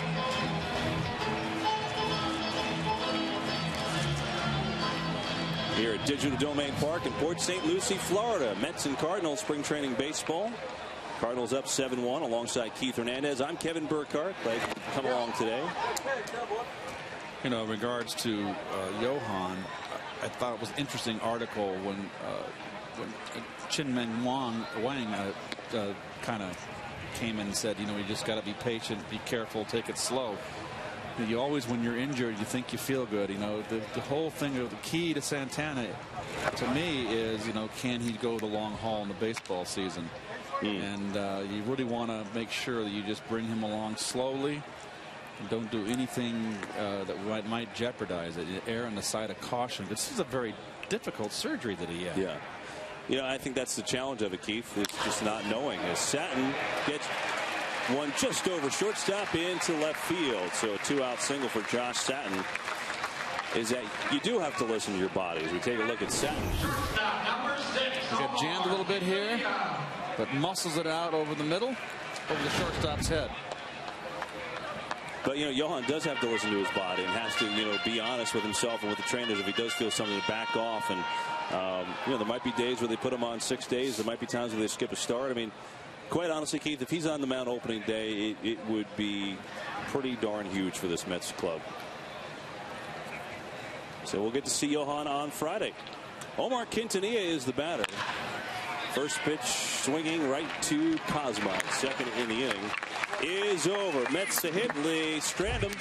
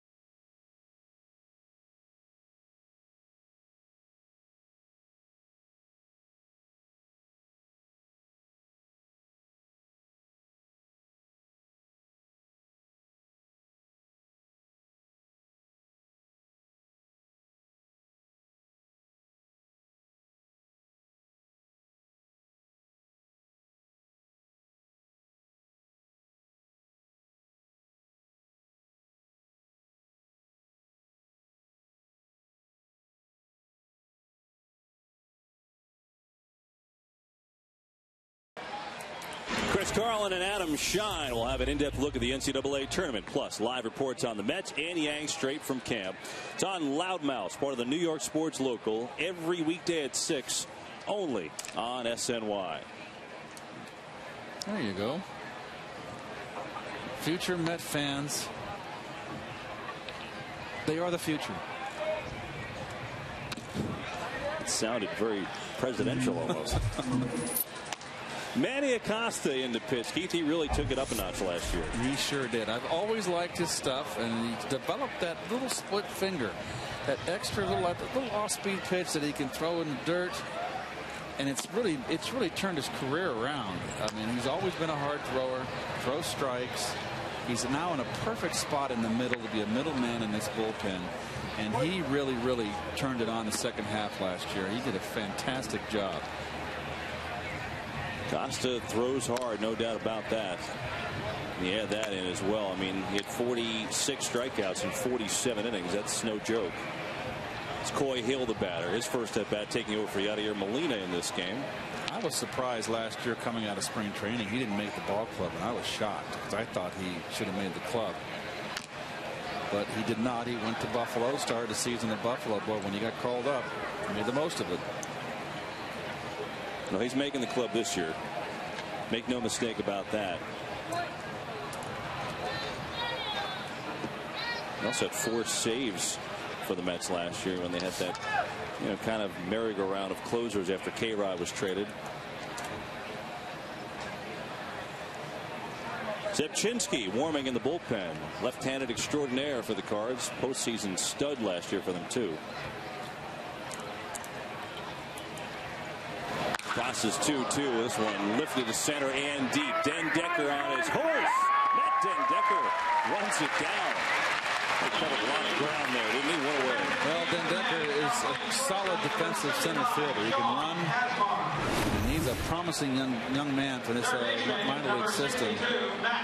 And he got a lot stronger in the offseason. Put on a lot of weight, a lot of bulk, I should say muscle. So he's a kid with a future in front of him. Long way to go to get that one. He was even shaded towards left a little bit, too, on that last one. So, one away. Here's Matt Carpenter at an RBI double. His last at-bat. Keith, it's a big night in college basketball tonight. You know, the play-in games for the NCAA tournament with Iona taking on BYU. And our producer, Gerard Guilfoyle, is an Iona alum. He's about bouncing off the walls of the truck right now. Well, Iona's going to advance. I mean, he's printed out the rosters, the stats for me, the whole thing. You know, we have to get on the Iona bandwagon.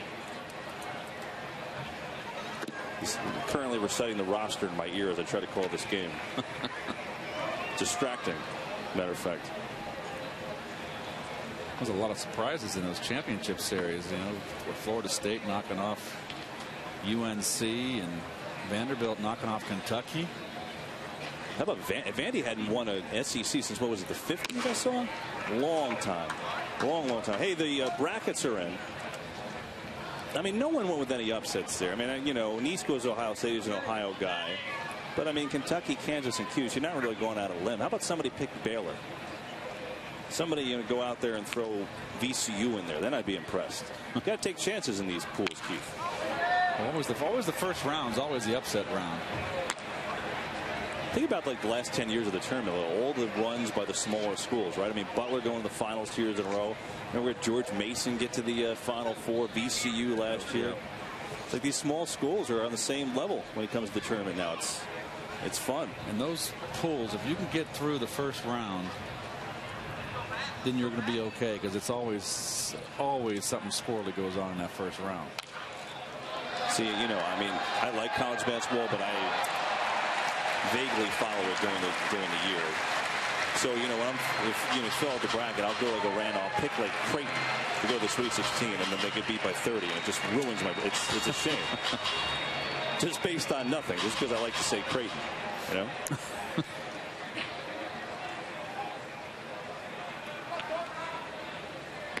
3-2 to Matt Carpenter. And he goes around. And they'll throw down to first. Will Johnson to complete the play, but Acosta has his first strikeout. New York Mets baseball on SNY is brought to you this afternoon by Citi. And by Time Warner Cable. Enjoy all the things you love better. TV, internet, and home phone from Time Warner Cable. And by Ford.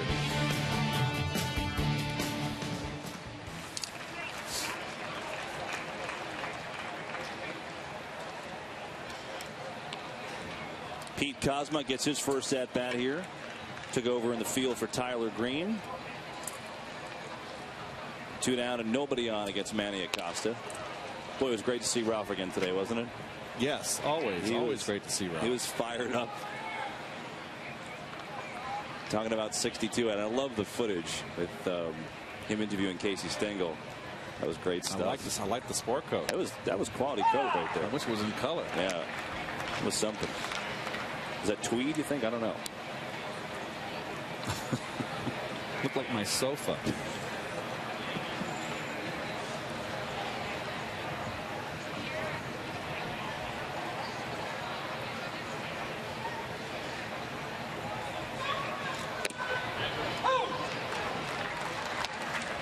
Let's take a look at Ralph. There you go. Ralph's got it working. He does. It's a little tweed. He's got the hand in the pocket. Ralph, man, he could play, he could dress, he could announce, he could do it all. The Hall of Famer. Great to have him with us today. The question is, what color was the sport coat of Lindsey Nelson? He was always famous for his colorful attire. Couldn't tell there. Lagares lunging out to make the catch. Juan Lagares helps Manny Acosta with the 1-2-3 inning. Oh, nicely done. Bottom 8 we go.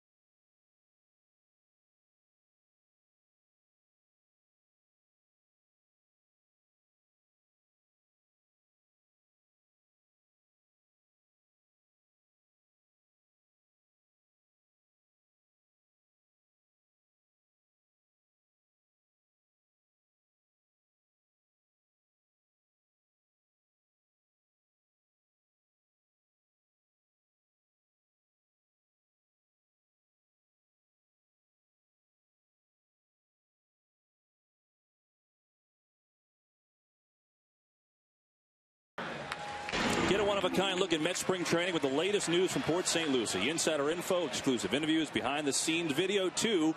Mets blog presented by Verizon, and it's featured on SNYTV.TV, your online home of all things New York sports. Mark Zepchinski on.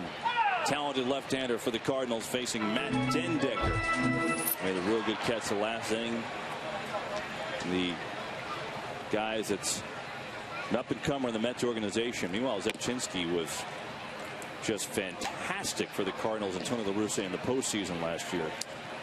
Well, they traded for him midseason for Colby Rasmus. They sent him over, the disgruntled outfielder.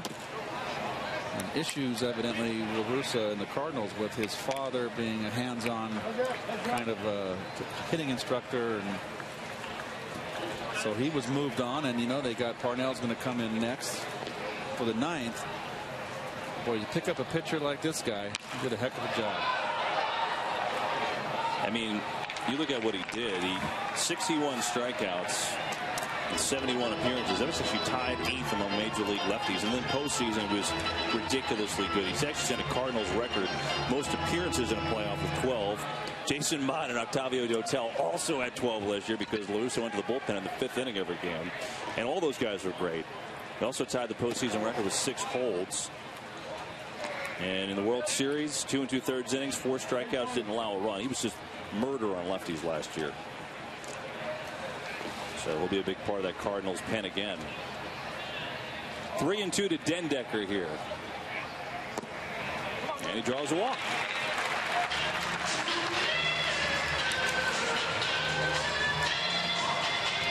Here's what you're looking at if you're serving the hot pretzels out on the berm.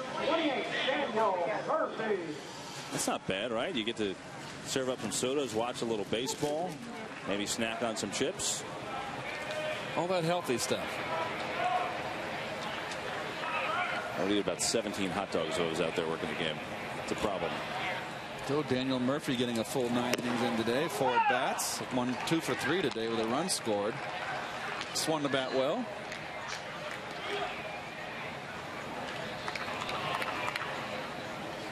I don't think there's anybody that doesn't think Daniel Murphy's going to hit. I mean, he hit 320 last year. It's the whole package from Murphy. Well, the thing about Murph is finding him a position, and they put him over in second base, Kevin. That is such a critical position to me, a very difficult position to play. And Murph's a hard worker. You got 2 second basemen over there helping him out every day, and Tim Tuffle and Wally Backman. But defensively, up the middle, like I said in the opening day in spring, is you got to be strong up the middle to win defensively, which means your middle infield, center fielder, and catcher. It'll be very interesting to see. There's Tim. How Murph progresses through spring and plays during the season. In a 1-2 hole here.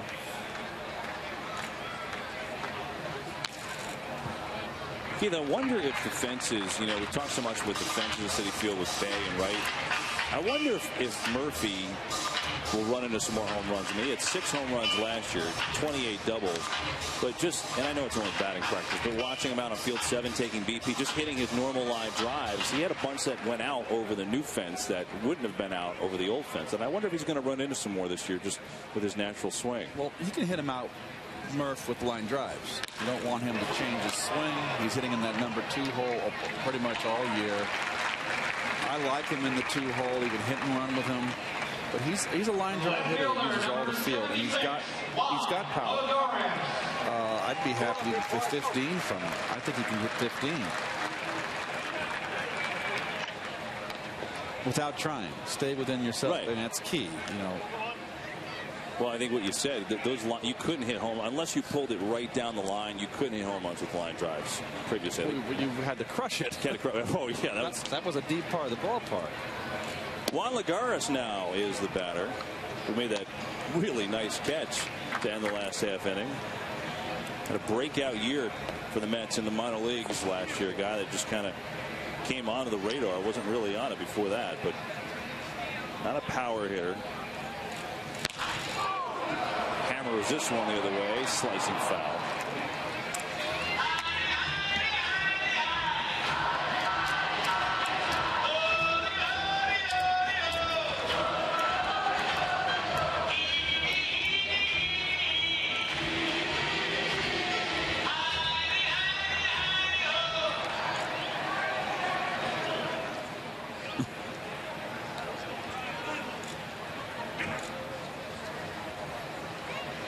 Garris will be 23 on Saturday. Takes a strike. And last year he started out in St. Lucie at 338 in 82 games. And then he got bumped up to Binghamton, and in 38 games was even better at 370. So he had himself a very fine year. He did. Goes fishing there. As that Chintzy comes in with the slider hard and inside, and Lagares goes down on strikes, 2 down. Tough pitch to lay off the slider down and in. Starts out around knee high and breaks out of the strike zone. Swung at a few of those in my day. Swung and missed too. It's tough to hit it when it's in the dirt. That's a nasty break right there, by the way, too. So Zach Lutz will get his first plate appearance today. Came in to play first base for Ike Davis. Lutz is a guy that just absolutely has not had any luck with injuries. And last year he got his season cut short after being hit in the head by Chen-Ming Wang, had a concussion and big-time post-concussion syndromes. I mean, this is a guy that for 4 years has dealt with foot injuries. He has screws inserted into his foot.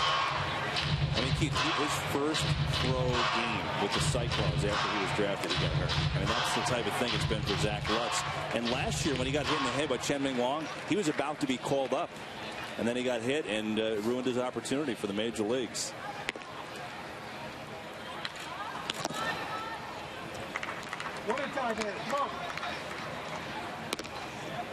Played his college ball at Alvernia, where his dad, Yogi, has been the head coach for 25 years.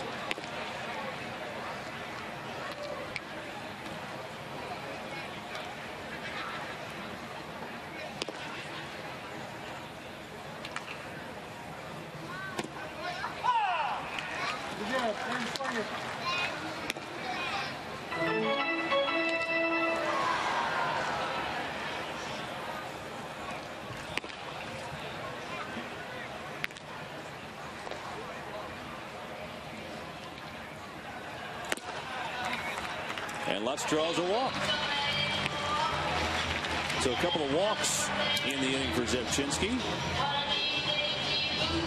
Bring up Cesar Puello. Checking in City around the majors. Chipper Jones had those comments about not making it through the season yesterday, and then kind of said today he was kind of joking. I mean, obviously he's not feeling great, but fully intends to bust it through spring and through the season, and Rays need him, by the way. Mike Stanton, we saw in our air the other day, got drilled on the wrist by Chris Schwindon. He's okay.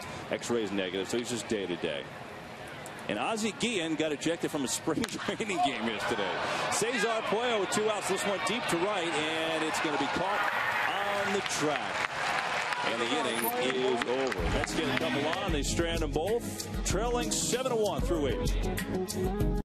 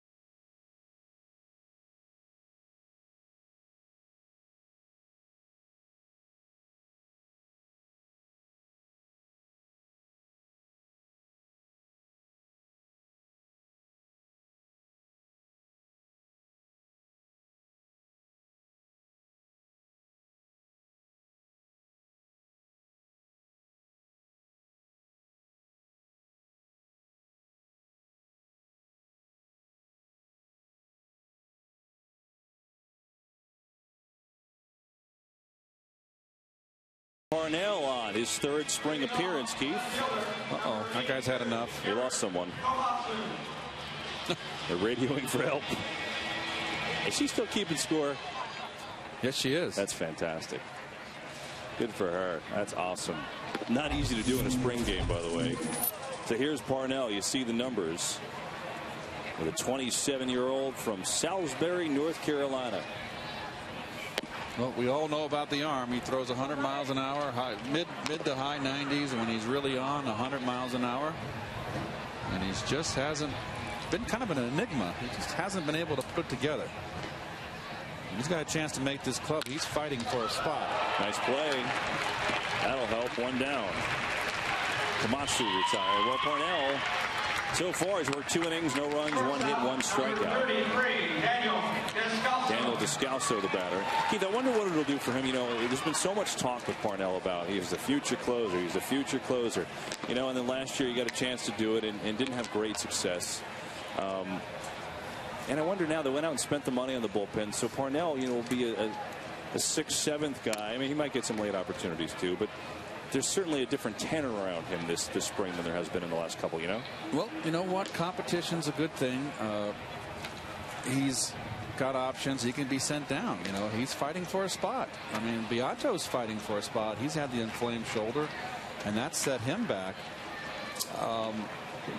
You know, Parnell's young. They're not quitting on this kid, and I wouldn't quit on him. I just like his stuff. I know he's been hit pretty hard, but he's got the arm that if he can just get it together, I just can't. I just see nothing but success for him. You know, some guys have had it and stuff like this and never done it. Never been able to get over the hump, the major league hump. But you certainly you're patient with them and you give them every opportunity. And a lot of times those guys, too, you know, when a team quits on them and they move somewhere else, there's ball 4 right there. How many guys have we seen over the course of my baseball life where great expectations coming out of the organization that drafts you? You come up on the farm system, you never do it, and they finally quit on you and trade you, and they go to the next team, and it's like, okay, all the pressure's off, and then they find themselves. You know, it happens all the time. Well, it'll be an interesting year for Bobby, and like you said, he's no lock to make the team. I mean, I think he's a favorite to make the team, but he's not a lock for sure. Skip Schumacher now bats with 1-on-1 down after the walk to Descalso. Schumacher's had a couple hits today, run scored, as the veteran battles for that second base job. Probably a tough call for Mike Matheny. You know, I mean, Schumacher, told you earlier, his career average is 290. I mean, he's a good hitter. And in some ways, though, he's so good at being all over the place and playing here, there, and everywhere. It's yeah, I wonder if Matheny sees him as more valuable starting every day, or the ability to kind of flip-flop. Well, have that decision to make. Chance for 2. Mets turn it. Nice scoop by Zach Lutz. So Parnell has a nice inning. Gets a double play to get out of a jam. Turned by Flores. Last chance for the Mets. A true leader.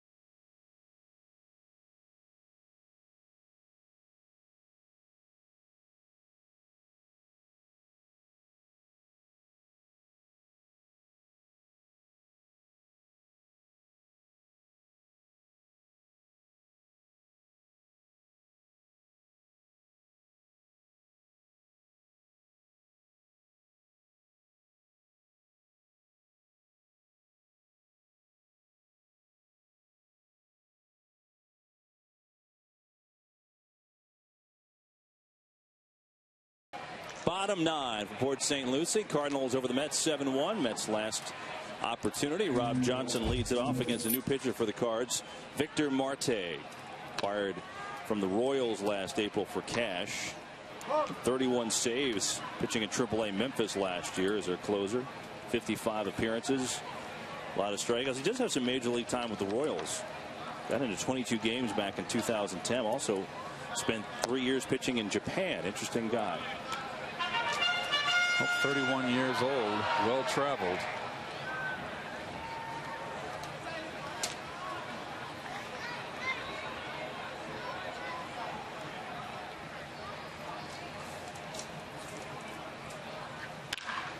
Johnson fouls it off.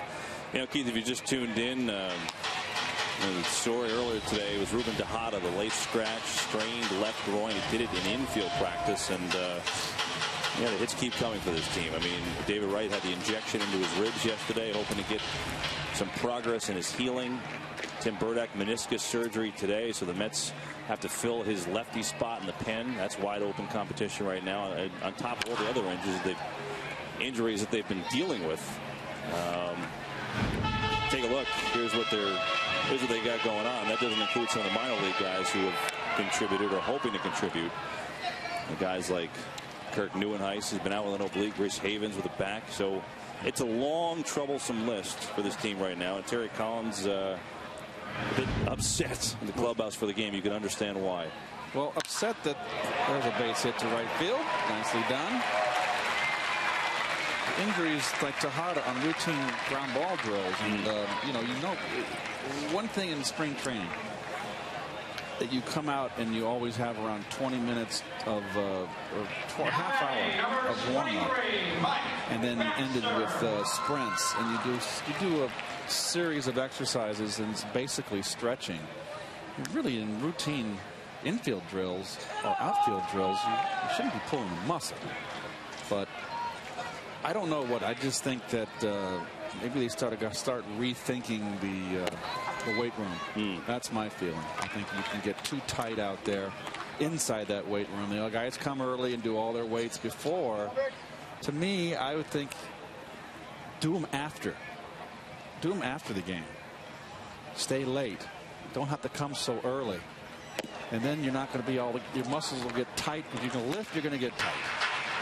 And then if the game's over, the workout's over, you can stretch and always stretch after you lift, and then you go home and you have dinner and you sleep and you come to the park the next day and your muscles have a chance all night to recover.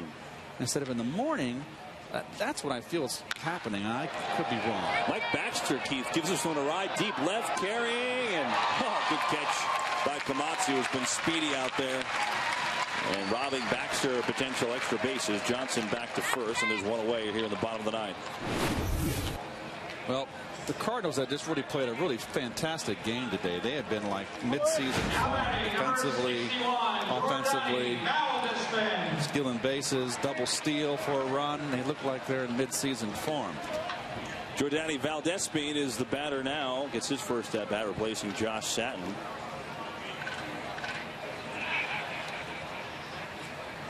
Well, certainly, you know what you're saying, Keith. Some way or another, you're offering a good suggestion. There has to be a change in routine. I mean, this is just too many now for it to be, luck. I mean, something is causing all this. Well, the latter part of my career was with the Mets. We got Keith Cedra was our first strength coach, and Keith was fantastic. Came over from the Giants, and we never did our weights before. It was always after the game, after the workout, you did your weights. Because like I said, I'm just repeating myself. It just doesn't it make sense that if you're going to lift and do all this stuff, you're going to be tight, and then you're going to go out and play a game and do drills. Why not do it after? 1-1 of Valdespin. He fouls it back.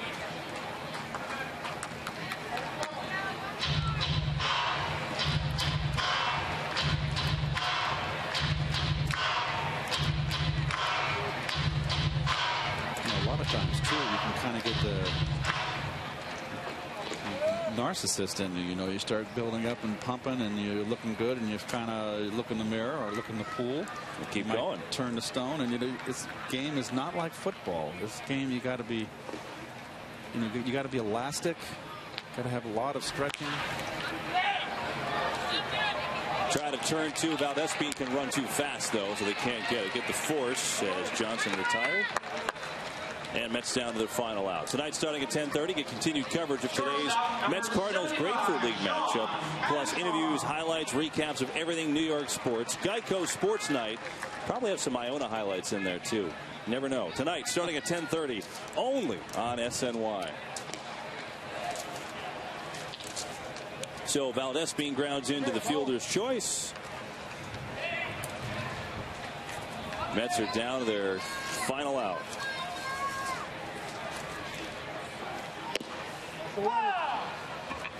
Sean Kazmar getting the pinch hitting opportunity here for the Mets.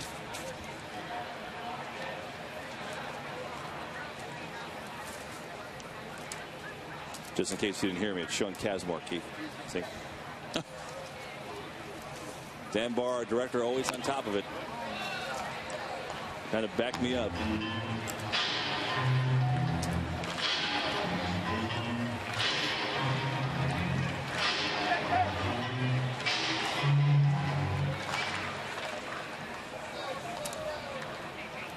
What time do you want me to pick you up for the trip to Lakeland tomorrow? See the Mets and Tigers. Don't look for me. It's a shortstop, and on the second, the game is over. That's called honesty, I think. And so the Cardinals come to Port St. Lucie and take care of the Mets behind Mike Matheny. Terry Collins' crew goes down as they fall to 3-6-1 on this spring. Mike Pelfrey got the start today.